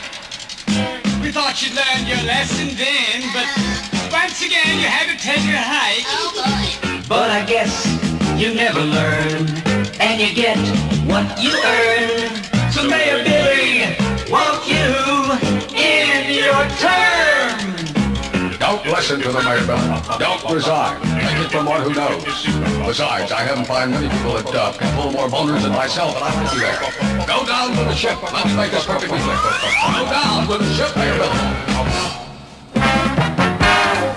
The time, fall 1979. Turning from all the political strife in the world, America escaped. into the World Series. Good old World Series. Trouble was, TV night games didn't end till 2 o'clock in the morning, and everyone had a different reason why. Well, Channel 11 Godfather and General Manager Don Roberto Morse had his pulse on the finger of the problem. Finger on the pulse. You know, it occurred to me the reason the World Series night games last so late is 'cause it takes so long to sing the national anthem. I mean, you think those people expect someone to write a movie about their lives after they're singing. That's why today we're going to have to sing the national anthem at next year's World Series contest. Our entrants are standing by and ready. First, ladies and gentlemen, Mr. Robert Goulet will sing the national anthem. There go. Oh, oh, oh, let's see. Oh, oh, Say. oh, say, Say, can you? oh, say, can you? Next. Oh, joo-bop, joo-wada-wada, shoo-doo-bop-wop. Oh, say, say,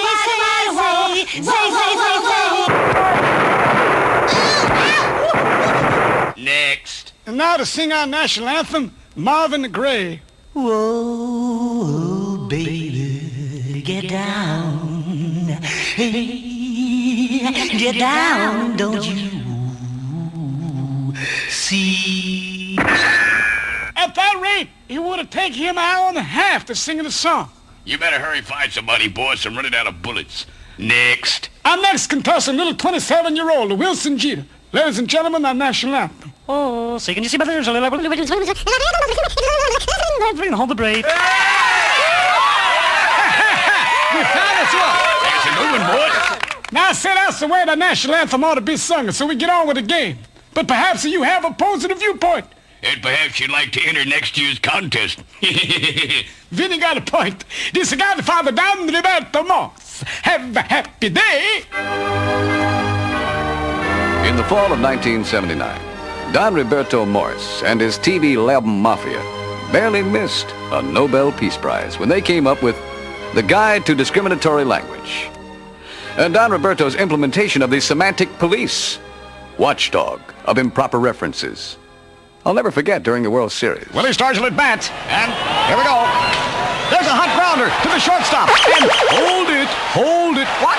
Shortstop discriminates against short people. The phrase now is mid-stop or simply stop. Okay. And it caused quite a problem for disc jockeys, too. And now, here's Peter, Paul, and Mary, Ladybug, Fly Away Home.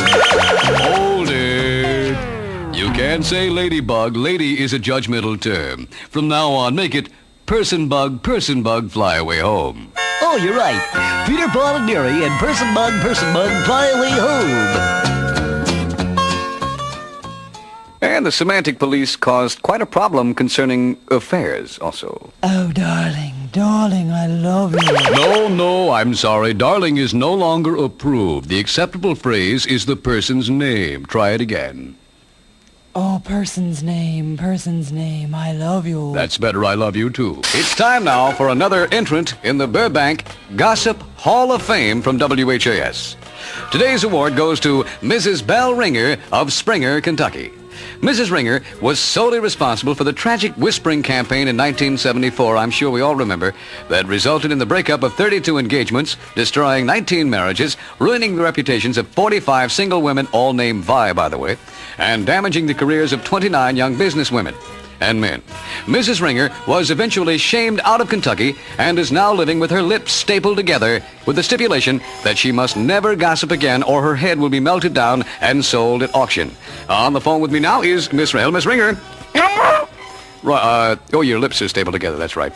Well, Miss Ringer, how do you feel about being chosen as another entrant in the Gossip Hall of Fame? What? You're excited. Thank you. Good. Well, we would like to send you a handmade gossiping flag showing 2 giant flapping lips over a field of crossed telephone wires. Thank you, Miss Springer. Goodbye. Say there, busy executive. Wouldn't you like to be able to make use of time you normally waste? You know, times like when you're caught in a traffic jam or waiting for a judge to set bail for your kids. Wouldn't it be great if you could use those times to take care of your correspondence, dictate speeches, or record notes to yourself? Well, now you can. Thanks to Burbank's all-new Pocket Secretary. Yes, Burbank has come up with something brand new. This is not just another one of those dumb little tape recorders. This is a real pocket secretary. Hi there. Yes, I'm a living, breathing, exceptionally small human being who takes 210 words a minute shorthand. I type 95 words per minute, and I make a pretty mean little cup of coffee, too. Before you leave the office, just pop me into your pocket, and you're ready to work anywhere at any time. Just watch where you sit. Okay, back into my pocket.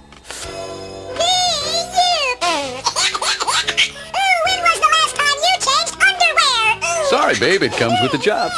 Ring, ring. Yellow. Yeah, this is Porky Chedwig. Yes, we thought we'd shake your tree this afternoon discussing your topic. You know, speaking of football again, that's all you want to talk about here lately. I don't have a topic. Well, sorry with me, because I got another football game on tonight. Yes, I love football myself, personally. I feel the same way, yes. But you know what I think, though? What? I think, personally myself, you know, I played football when I was a child. You did? Oh, yes, I was a football player. But, you know, our games was much more exciting than the NFL. Why you say that? They shouldn't be. That's professional. Because our pigskin still had a pig in it. Had a pig? Come on. No, that's true stuff. Yes, No, it was very exciting. You played with a pig? It wasn't very easy, though. Well, how was that? Have you ever tried a flea flicker with a pig? I can imagine, yes.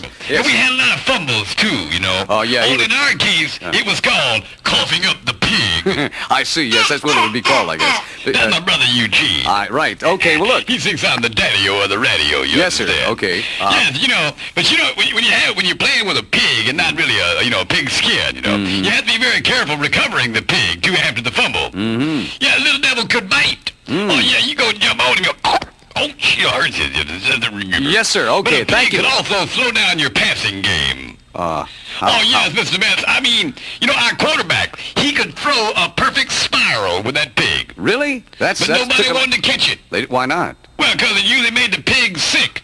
You know, when you throw the pig, he's throwing a spiral, you know. When you catch it, you know, the pig...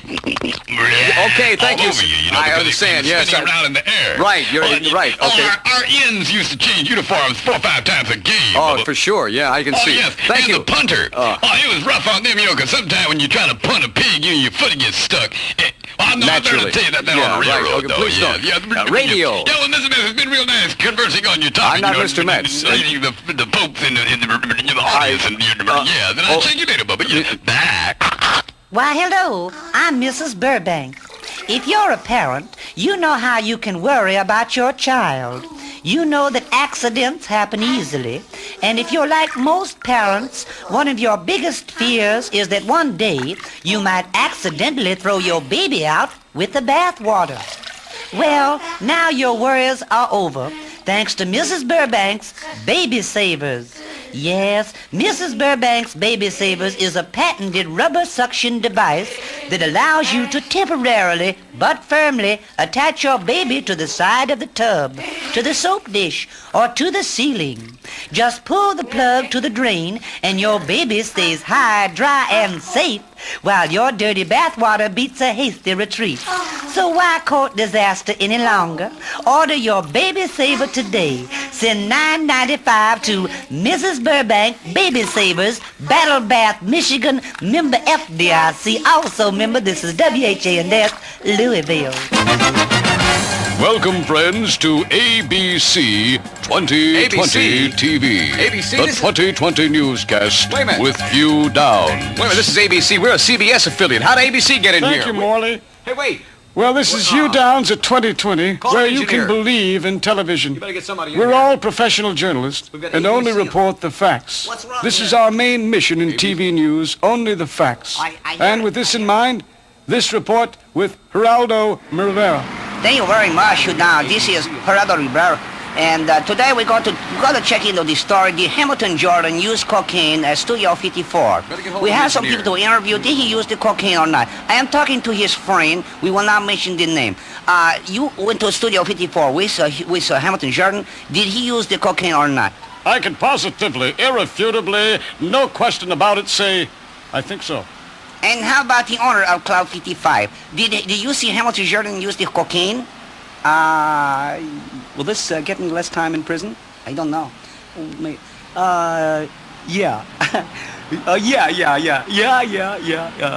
Yeah, I saw him. Okay, yeah, I say yes. Pretty conclusive, huh? But we have more proof. We have ABC Here is the News. man who say that to be he CBS. immersed the cocaine to Hamilton Jordan, Mr. Johnny C. Very upstanding individual. Yeah, I did what? You gave it to him, stupid. Yeah, I gave it to him. Little short guy. No, he's a big tall guy. Oh, yeah, a blonde. No, he's dark. Oh, right. I gave it to him. But what'd you get? The money. The cocaine! Oh, yeah, that too. Well, that conclusively proves that something happened that night. And we feel our obligation to bring that to you. This is Geraldo Rivera. Adios, muchachos. Why do we have ABC? We're a CBS affiliate. I'm Thank the you, engineer. Geraldo What's Rivera. wrong here? This is Hugh Why, Downs we have ABC at News. 2020, It's supposed to be CBS. reminding you that Oh, at this program we try to be factual. And if we're not factual, may lightning strike...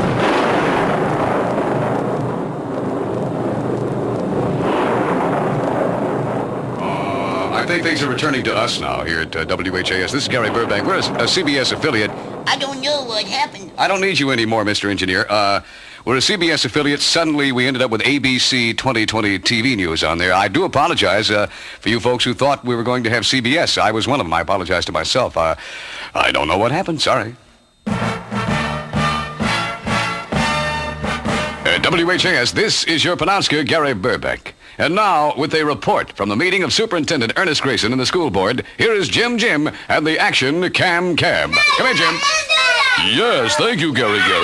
Well, right now, there seems to be a lot of confusion in this meeting of the school board. Let's go down to Louisville Last Night reporter Tom Van How Do I Look for this report. Tom? Thank you, Jim. Well, from the reports we have, this all started when Anthony Gamboa took 3 of Ernest Grayson's Crayolas and the coloring book, which Mr. Grayson had not finished yet. Then Miss Haddad and Mr. Dietrich started throwing sand on Mr. Gamboa. Oh, wait a minute. Now Mr. Wooden is trying to hit Miss Haddad and Mr. Dietrich with Legos. Hold it. Mr. Grayson has thrown a whole handful of Tinker Toys at Mr. Gamboa. And well, Jim, I'm afraid the whole scene is getting out of control, so back to you. Well, thanks to Tom Van How Do I Look for that report. Well, we're going back now. No, wait, Gary, don't take it yet. Something very strange is going on. Yes, hold it. One of the Kentucky board observers is going to the piano, and yes, I believe it's music time at the board meeting. Oh, that should be wonderful. Music time at the school board meeting. Mr. Grayson and the entire board are going to sing now. Let's turn on our microphones, Tom Van How Do I Look, and get this song. Now things up, as we always do. We just use the ruse that is tried and true. Broken record to play it every day. And we play it to the kids, their parents, and the PTA. Blame it on the rushing order, that is our excuse. Blame it on the busing order, on Pooh and Dr. Seuss. We're so busy fighting to get our way, worry about the kids some other day. Blame it on the busing order, it's our excuse. Is it you're inept? No, the busing That you're order. adept? No, the busing Will you order. accept? No, the busing order. That's our excuse. Oh, play it hard, Ernie. Do it, Ernie.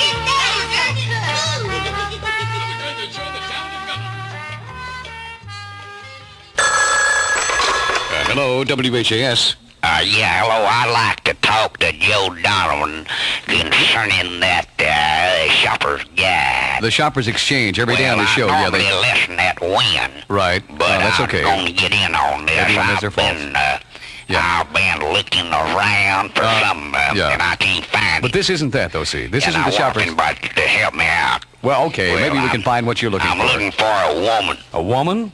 No. I went over to Chili Toes shows the other night. Yeah, but see... And, hell, they got a woman's department. I went back there and they said there's all out. The clerk told me there's all out. Well, yeah... I'd like a red-headed woman with big, long, fat legs. I'll tell Joe. If anybody knows what store I could find one at, I'd appreciate it. Call Joe Donovan on this. Come to think of it, I don't know. I'd like to make a final comment regarding foreign affairs. What? No, this is grab bag, isn't it? It's not grab bag, no. I'd just like to say that I am also mad at them Uranians. Uranians? Yes, sir. But I still don't think we should deport all Persian cats. I ain't for that. Okay. No, sir. Yeah. Okay. Well, have you found that woman? I'll tell Joe. Yeah, see you later. Bye. This is Barry Bingham. Recently, people have been calling WHAS and saying that Gary Burbank should be taken off the air, that he's becoming uncontrollable. But Mr. Burbank says he believes in free speech, even on the radio. But I must inform you, these people, archaic thinkers that they are, will not take no for an answer. They are outside the station now at this moment, mounted on horseback, and they're armed, waiting to take free speech away.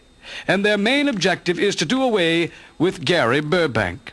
And now, with the enemy waiting in ambush for Mr. Burbank, the humble disc jockey sees his beloved comrades, you the people, in danger of losing your constitutional rights. Gary now realizes fully well that sounding his bugle to warn you the people might mean certain death for him. Undaunted and oblivious, though, to consequence, to warn you that irate listeners are writing in, Gary now raises his bugle to his lips.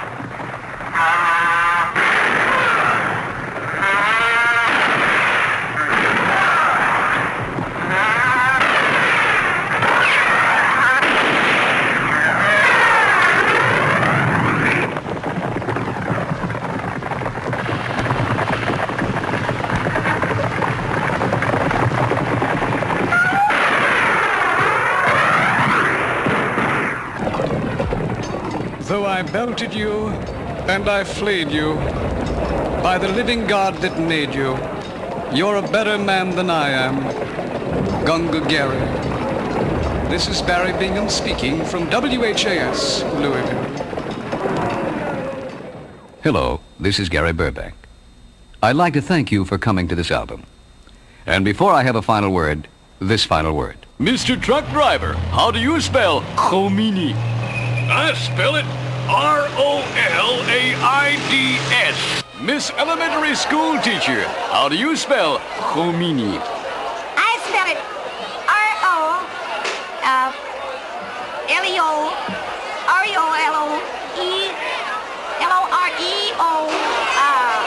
I spell it Mr. and Mrs. Shopper of America, how do you spell Khomeini? We spell it R-O-L-A-I-D-S. Khomeini. We spell it R-O-L-A-I-D-S. because he gives us gas. Or at least he used to. Well, thank you very much for coming once again, and you're probably wondering why I'm thanking you on the third side of the album. It should be done on the fourth side, right? It's a double album. You've been had. There is no fourth side of this album.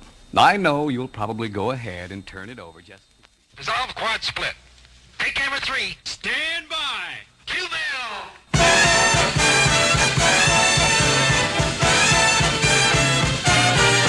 It's a most unusual day. Feel like throwing my worries away. If my heart won't behave in the usual way, well, there's only one thing to say. It's a most unusual, most unusual, most unusual day.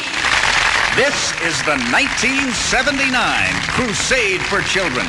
From Kentuckiana and all across the country have come television and recording stars and hundreds of volunteers who have offered their services. But here are the real Crusade stars, the mentally and physically handicapped children of Kentucky and southern Indiana. Whether or not their lives can be made worthwhile depends on you. There are people meeting people. There is sunshine everywhere. There are people greeting people and a feeling of spring in the air. It's the most unusual time. I'm feeling my temperature climb. If my heart won't behave in the usual way, well, there's only one thing to say. It's a most unusual, most unusual, most unusual. Yes, it's a most unusual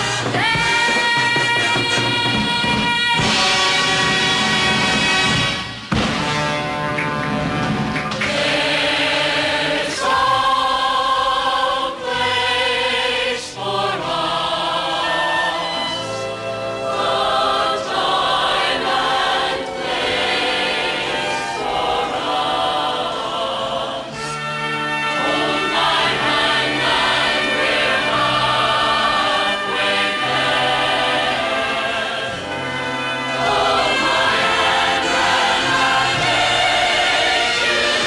and I'll take you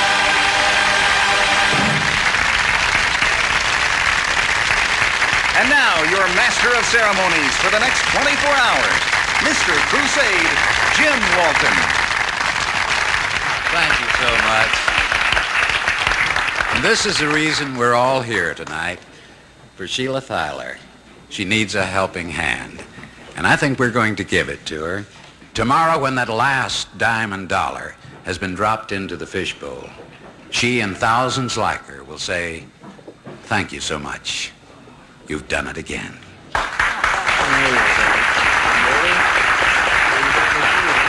Speaking of thanks, we'd like to thank some other people. Judy Marshall and Joanne Hale, of course, the Patsy Blurred Dancers, Dave Jones and his Motet Singers, and, of course, our big Crusade Orchestra directed by Mel Owens. Now, you know the purpose of the show. You've been here 25 years with us, I think, most of you. And you know we're here to raise as much money as we possibly can to help as many handicapped children in Kentucky and southern Indiana as we can. And our first entertainer is an actress and recording artist, and last night someone said to her, "What are you going to sing?" And I think I can quote her almost verbatim. It was something like, "Honey, I'm going to do it all." Della Reese.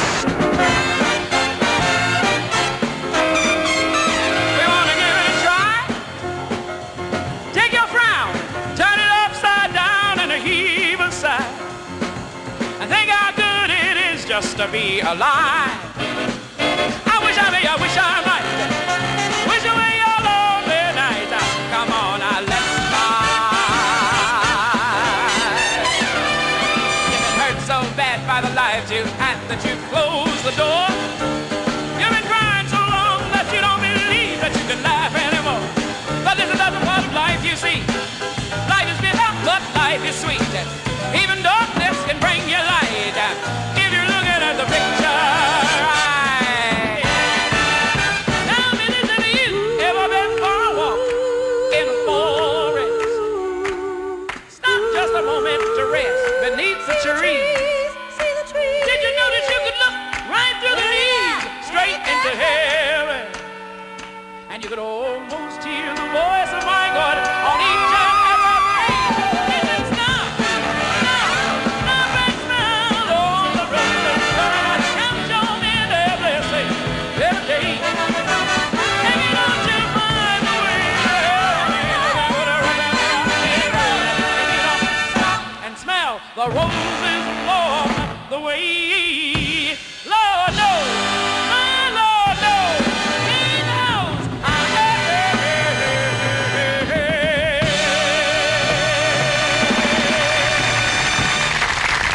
What I want to know is, where's the energy shortage, huh? Oh, listen, that's very sweet. But I'm going to say this because I'm a stranger in town, and I've only You're been not here. a stranger anymore, I'll tell you that. Thank you. I've only been here a couple of days, and I've learned a few things about this crusade in the last couple of days and about the people who run this crusade. They worked very hard for this crusade for you, and it's your turn to work very hard and show that their efforts have not been in vain. So while you're sitting there enjoying the show and enjoying the efforts of these people, please call. Thank you. Thank you so much. Okay, I'm looking over and I'm seeing a man who has all of those gold records. Bobby Rydell.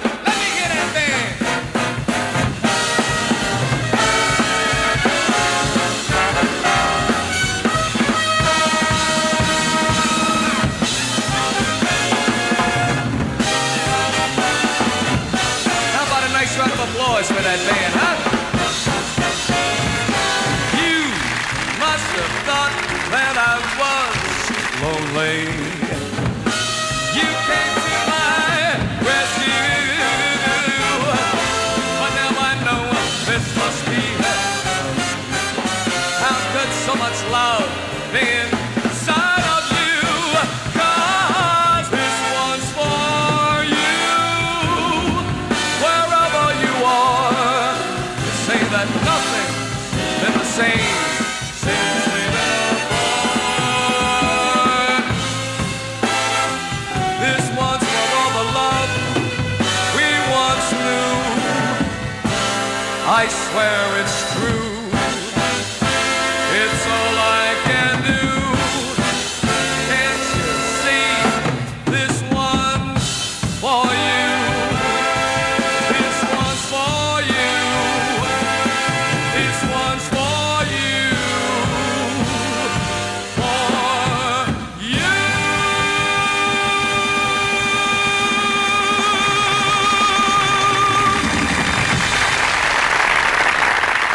Let's welcome back once again Mr. Dean Shepard.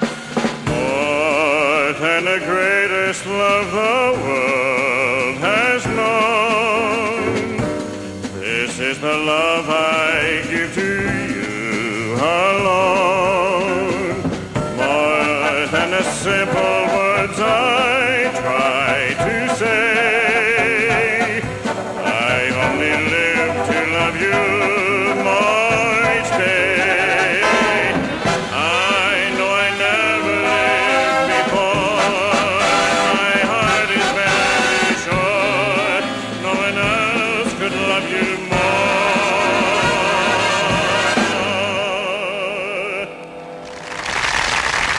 Total on the board right now is 86,948 at about 12 minutes before midnight.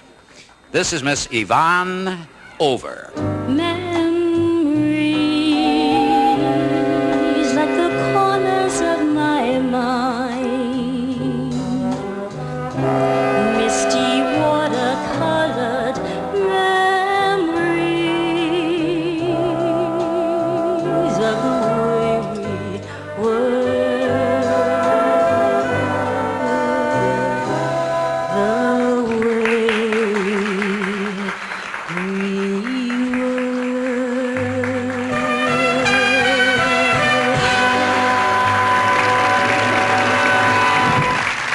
Is our board fixed back here yet?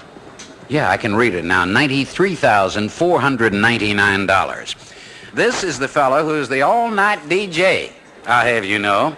From WKRP up in Cincinnati, that's just up the pike a piece.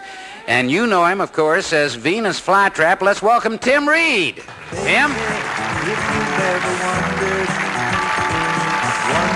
whatever became of The whole theme song. I haven't heard that for a while. Sound familiar? Oh, yeah. It's nice. Well, what do you think of the kids? I've fallen in love with a little young girl over there. She's crying now, of course, because I've gone. You've You've gone away. What's your name again? April. April, all right. And you have some money for me, is that right? Thank you, April. Wow, that's a lot of money. Can I get a kiss? Ah, it's all about love, isn't it? Now, welcome Pee Wee King. I was washing with my darling to the Tennessee walls when an old friend I happened to see. I introduced him to my loved one the night they were playing the beautiful Tennessee waltz.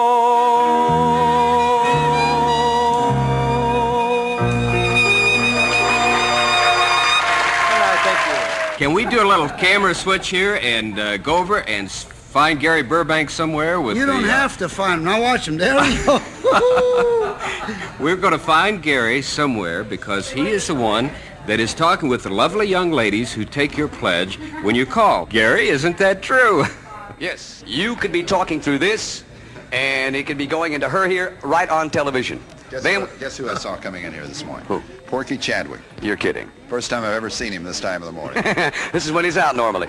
Now, these ladies are from South Central Bell. Two of them are from the Kentucky State Home for the Not Quite All There. I'm telling you right now. Strange. What is your name? Sandy Donahue. Sandy? Okay, thank you. You hung up on somebody just when I asked your name? Okay, but like, you know our telephone number, so give us a call. I got a few pledges to read. Mr. and Miss Jackie Trent of 5118 Fay Avenue, $5. Frank and Nellie Bird, Madison, Indiana, $24. Mr. and Mrs. Francis B. Whitehouse, Jr., 1301 Abbeywood Road, $120. Jerry, you got some pledges? I sure do, Gary, and we just had someone walk up to the back door a while ago with a $5 pledge, $5 in cash, that is, in memory of Howard Stinson III. $10,208? Yes. So that's tremendous. The squared answers are on their way. Look out, fire departments. I'm Jim Michelle with Convenient Food Marts. We are happy to announce that this year's grand total is $8,000. $6.91. All right. $6.91. Can you go ahead and put it in there? Oh, you got to open up all the way. $6.91 out of the Taylor brothers here. I'm John Clark with General Electric, and I'm chairman of the Employee Community Fund, which represents all of the employees at General Electric. General Electric Employees Community Fund to the Crusade for Children, $60,000.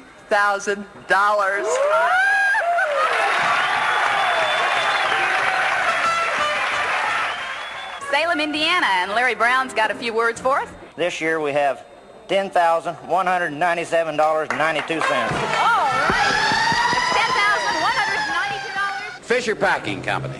This amount that they are giving this year amounts to $32 per employee. That total, and I'll say this one out loud, is $16,000. We're getting close to $300,000. Look at that, $296,898. Okay, and we're over here with the St. Matthews Fire Department with Rick Albers and Kenton Monahan. Okay, what's the grand total? Gives us a grand total of $25,500 even. That is remarkable. Mutual's here. We think we'll just give you the figure and then we go home. $19,187.10. $19,000.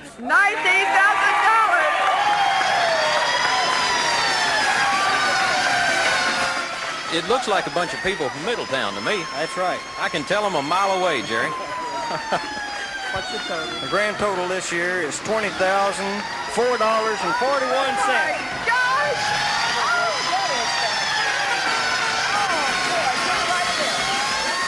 I'm here with the South Dixie Fire Department, and Chief, you have a few things to say? We'd like to give this in memory of Charles Lee, the past chief of South Dixie Fire Department. A total of $16,670.40. Fabulous. From the South Dixie Fire Department. Let's listen to it.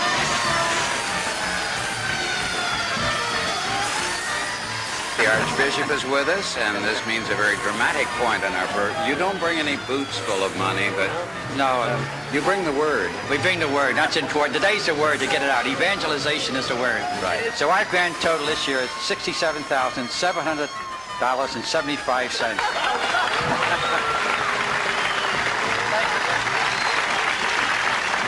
Got another group of 30 or 40 volunteer fire department people, scouts, McMahon Volunteer Fire Department, and they got a new record. And our grand total this year is $19,000 even. $19,000 even from the McMahon Volunteer Fire Department. How about that? Pour it in. We are ready over here. We have got the Okolona Fire Department with a cast of thousands. $41,500. Wow. $41,000. Put her in there. We are here with a group from Camp Taylor. This thing gets more incredible as we roll along. It's amazing. As you'll note on the board, we are approaching $900,000. And with Pat Wright, the chief at Camp Taylor, our total for this year's 1979 Crusade, $23,739.83. Fantastic. That's it. I want you to pay attention to some very important initials. Some Milton Mets, and PRP stands for one of the great organizations, Pleasure Ridge Park Fire Department. When they come, silence reigns because they come strong, men, women, and children. And we don't know what they're bringing, but they're bringing a lot of good things. And we have a grand total of $58,356.60.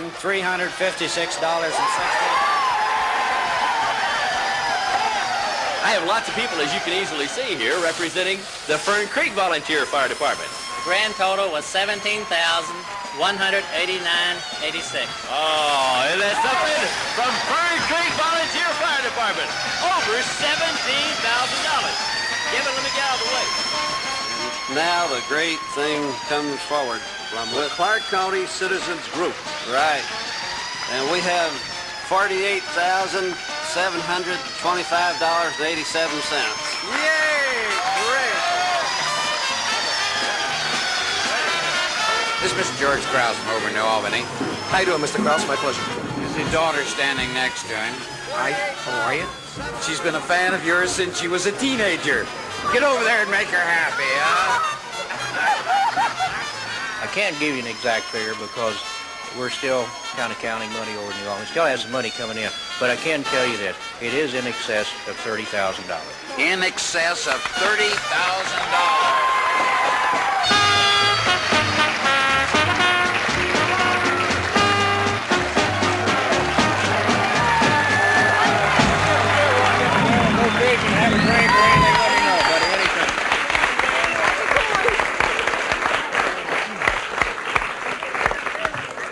Phyllis, before the show, you remember you wrote something down in the book, and you wrote down your guess and my guess on the end of the show.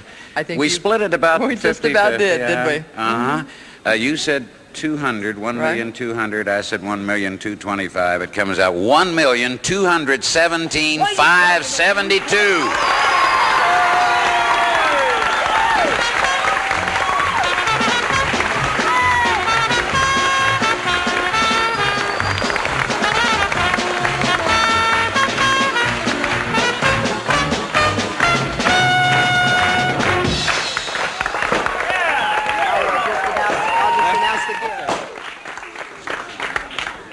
You know, our joy at this fantastic total is tinged with sorrow today because Jim is retiring. And Jim, you know, we found no way to package love and respect, but knowing your love of silver, we have a little gift for you. And I want to say it will be etched, and this is what it will look like. Wayne, would you hold it for the camera, please? It's a show. With our love, Jim. Too much.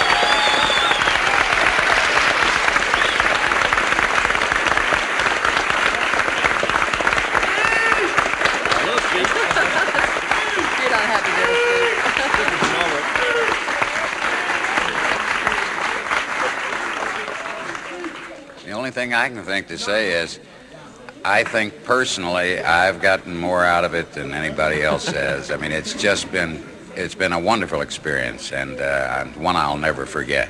Well, we'll never forget you, Jimmy. And we come to the time when we must say to the community, thank you.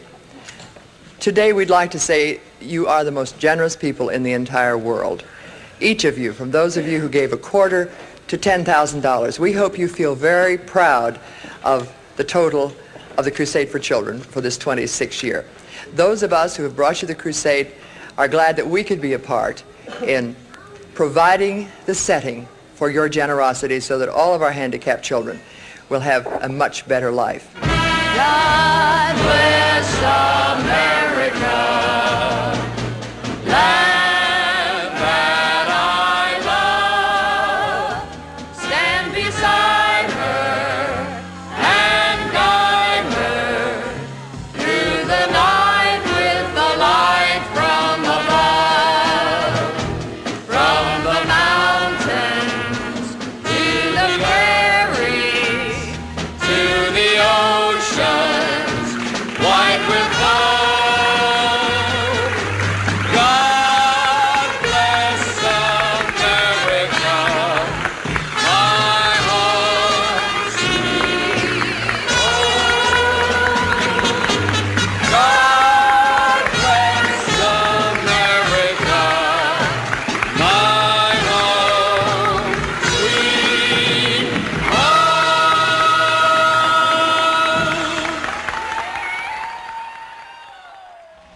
There once was a company called TAD Productions, so when I did a couple of their spots in 1984, I never thought much about it at the time. A few months later, they were back for more commercials. Long story short, TAD Productions became TNT Motorsports, one of the largest motorsport event promoters in the world. And Jim Ferguson Trax Studio, one of, if not the biggest commercial production houses in the world, doing up to 1,500 radio and TV audio commercials a year. Lucky thing I had the 8-track machine. The production went like this. Track 1 was the prepared music sound effect track. Track 2 was a master read for the basic spot. Track 3 through 8 were date reference update tracks, such as coming September 23rd, coming this Friday, coming tonight. There were usually 4 spots for each commercial, times 2 for radio and TV audio. The production technique is called cutting on a grid or recording on a grid.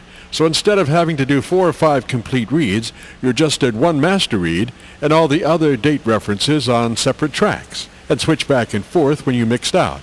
So when you did the master read, you had to be sure and leave a slice of daylight to get in and out of the master read. Here are some of the very first tracks for TAD Productions in 1984.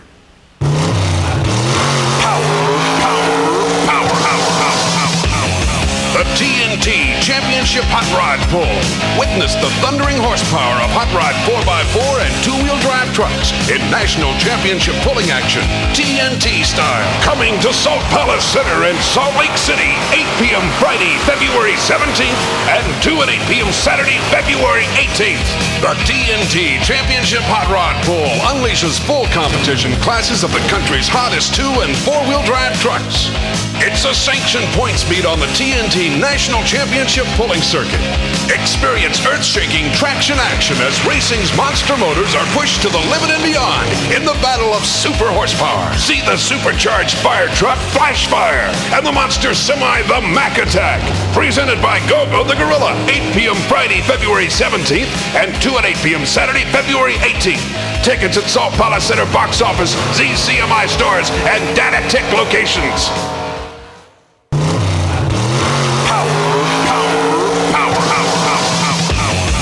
TNT Championship Hot Rod Pull. Witness the thundering horsepower of hot rod 4x4 and two-wheel drive trucks in national championship pulling action, TNT style. Don't miss it. You've got to be there. See the wildest event on wheels at Salt Palace Center in Salt Lake City, starting at 8 o'clock tonight. The TNT Championship Hot Rod Pull unleashes full competition classes of the country's hottest 2- and 4-wheel drive trucks. It's a sanctioned points meet on the TNT National Championship Pulling Circuit. Experience earth-shaking traction action as racing's monster motors are pushed to the limit and beyond in the battle of super horsepower. See TNT's supercharged fire truck, Flash Fire. Don't miss the monster semi, the Mac Attack, devouring the track. Presented by Go-Go the Gorilla. Be there for all the action at Salt Palace Center in Salt Lake City, starting at 8 o'clock tonight.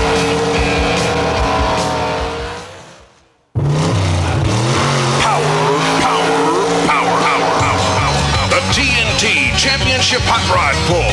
Witness the thundering horsepower of Hot Rod 4x4 and two-wheel drive trucks in national championship pulling action, TNT style. Coming to Salt Palace Center in Salt Lake City, 8 p.m. Friday, February 17th, and 2 and 8 p.m. Saturday, February 18th. The TNT Championship Hot Rod Pull unleashes full competition classes of the country's hottest 2- and 4-wheel drive trucks. It's a sanctioned points meet on the TNT National Championship Pulling Circuit. Experience earth-shaking traction action as racing's monster motors are pushed to the limit and beyond in the battle of super horsepower. See the supercharged fire truck, Flash Fire, and the monster semi, the Mac Attack. Presented by Go-Go the Gorilla, 8 p.m. Friday, February 17th, and 2 and 8 p.m. Saturday, February 18th. Tickets at Salt Palace Center box office, ZCMI stores, and Data-Tech locations.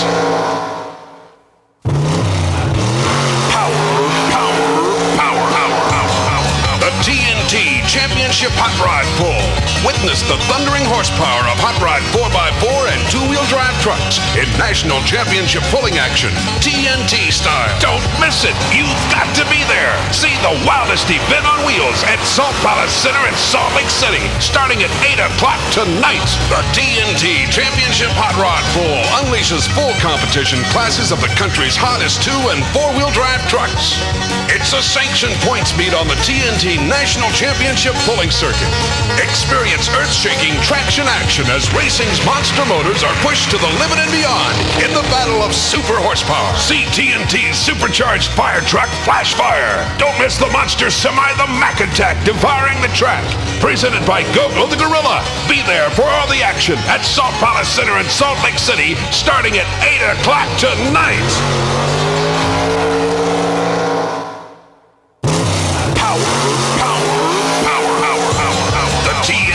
Championship Hot Rod Pull. Coming to Salt Palace Center in Salt Lake City, February 17th and 18th. See the lightning, hear the thunder, feel earth-shaking horsepower.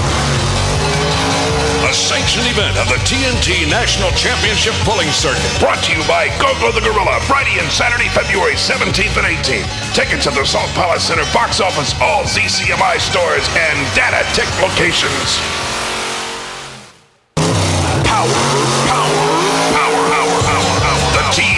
Championship Hot Rod Pull. 8 p.m. Friday, 2 and 8 p.m. Saturday at Salt Palace Center in Salt Lake City. See the lightning, hear the thunder, feel earth-shaking horsepower. A sanctioned event of the TNT National Championship Pulling Circuit. Brought to you by Go-Go the Gorilla. 8 p.m. Friday, 2 and 8 p.m. Saturday. Tickets at the Salt Palace Center box office, all ZCMI stores, and Data-Tech locations.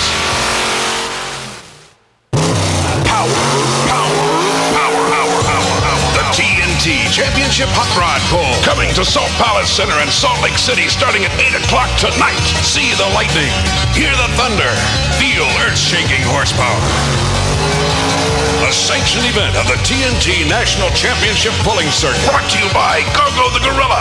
Don't miss the wildest event on wheels at Salt Palace Center, starting at 8 o'clock tonight. Be there for all the action.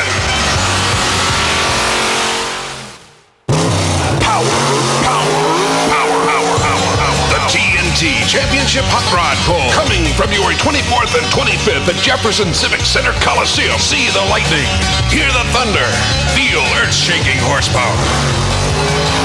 A sanctioned event of the TNT National Championship Pulling Circuit. Brought to you by Go-Go the Gorilla. Friday and Saturday, February 24th and 25th at Jefferson Civic Center Coliseum. Tickets at Central Ticket Office and area visit stores.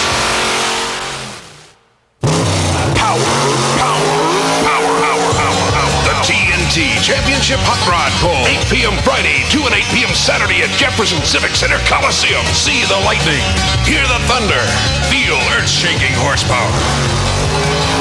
A A sanctioned event of the TNT National Championship Pulling Circuit. Brought to you by Go-Go the Gorilla. 8 p.m. Friday, 2 and 8 p.m. Saturday at Jefferson Civic Center Coliseum.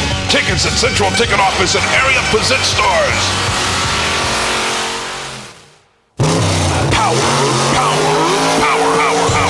The TNT Championship Hot Rod Pull, starting at Jefferson Civic Center Coliseum in Birmingham at 8 o'clock tonight. See the lightning, hear the thunder, feel earth-shaking horsepower.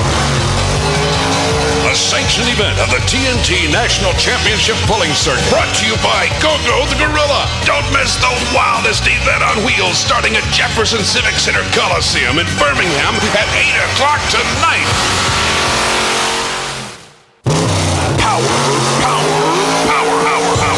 The TNT Championship Hot Rod Pull, coming February 17th and 18th to Garrett Coliseum in Montgomery. See the lightning, hear the thunder, feel earth-shaking horsepower. A sanctioned event of the TNT National Championship Pulling Circuit. Brought to you by Go-Go the Gorilla, February 17th and 18th at Garrett Coliseum. Tickets at Montgomery Mall Information Booth, Sears at Fairview and Court, and Gale's Photo Supply.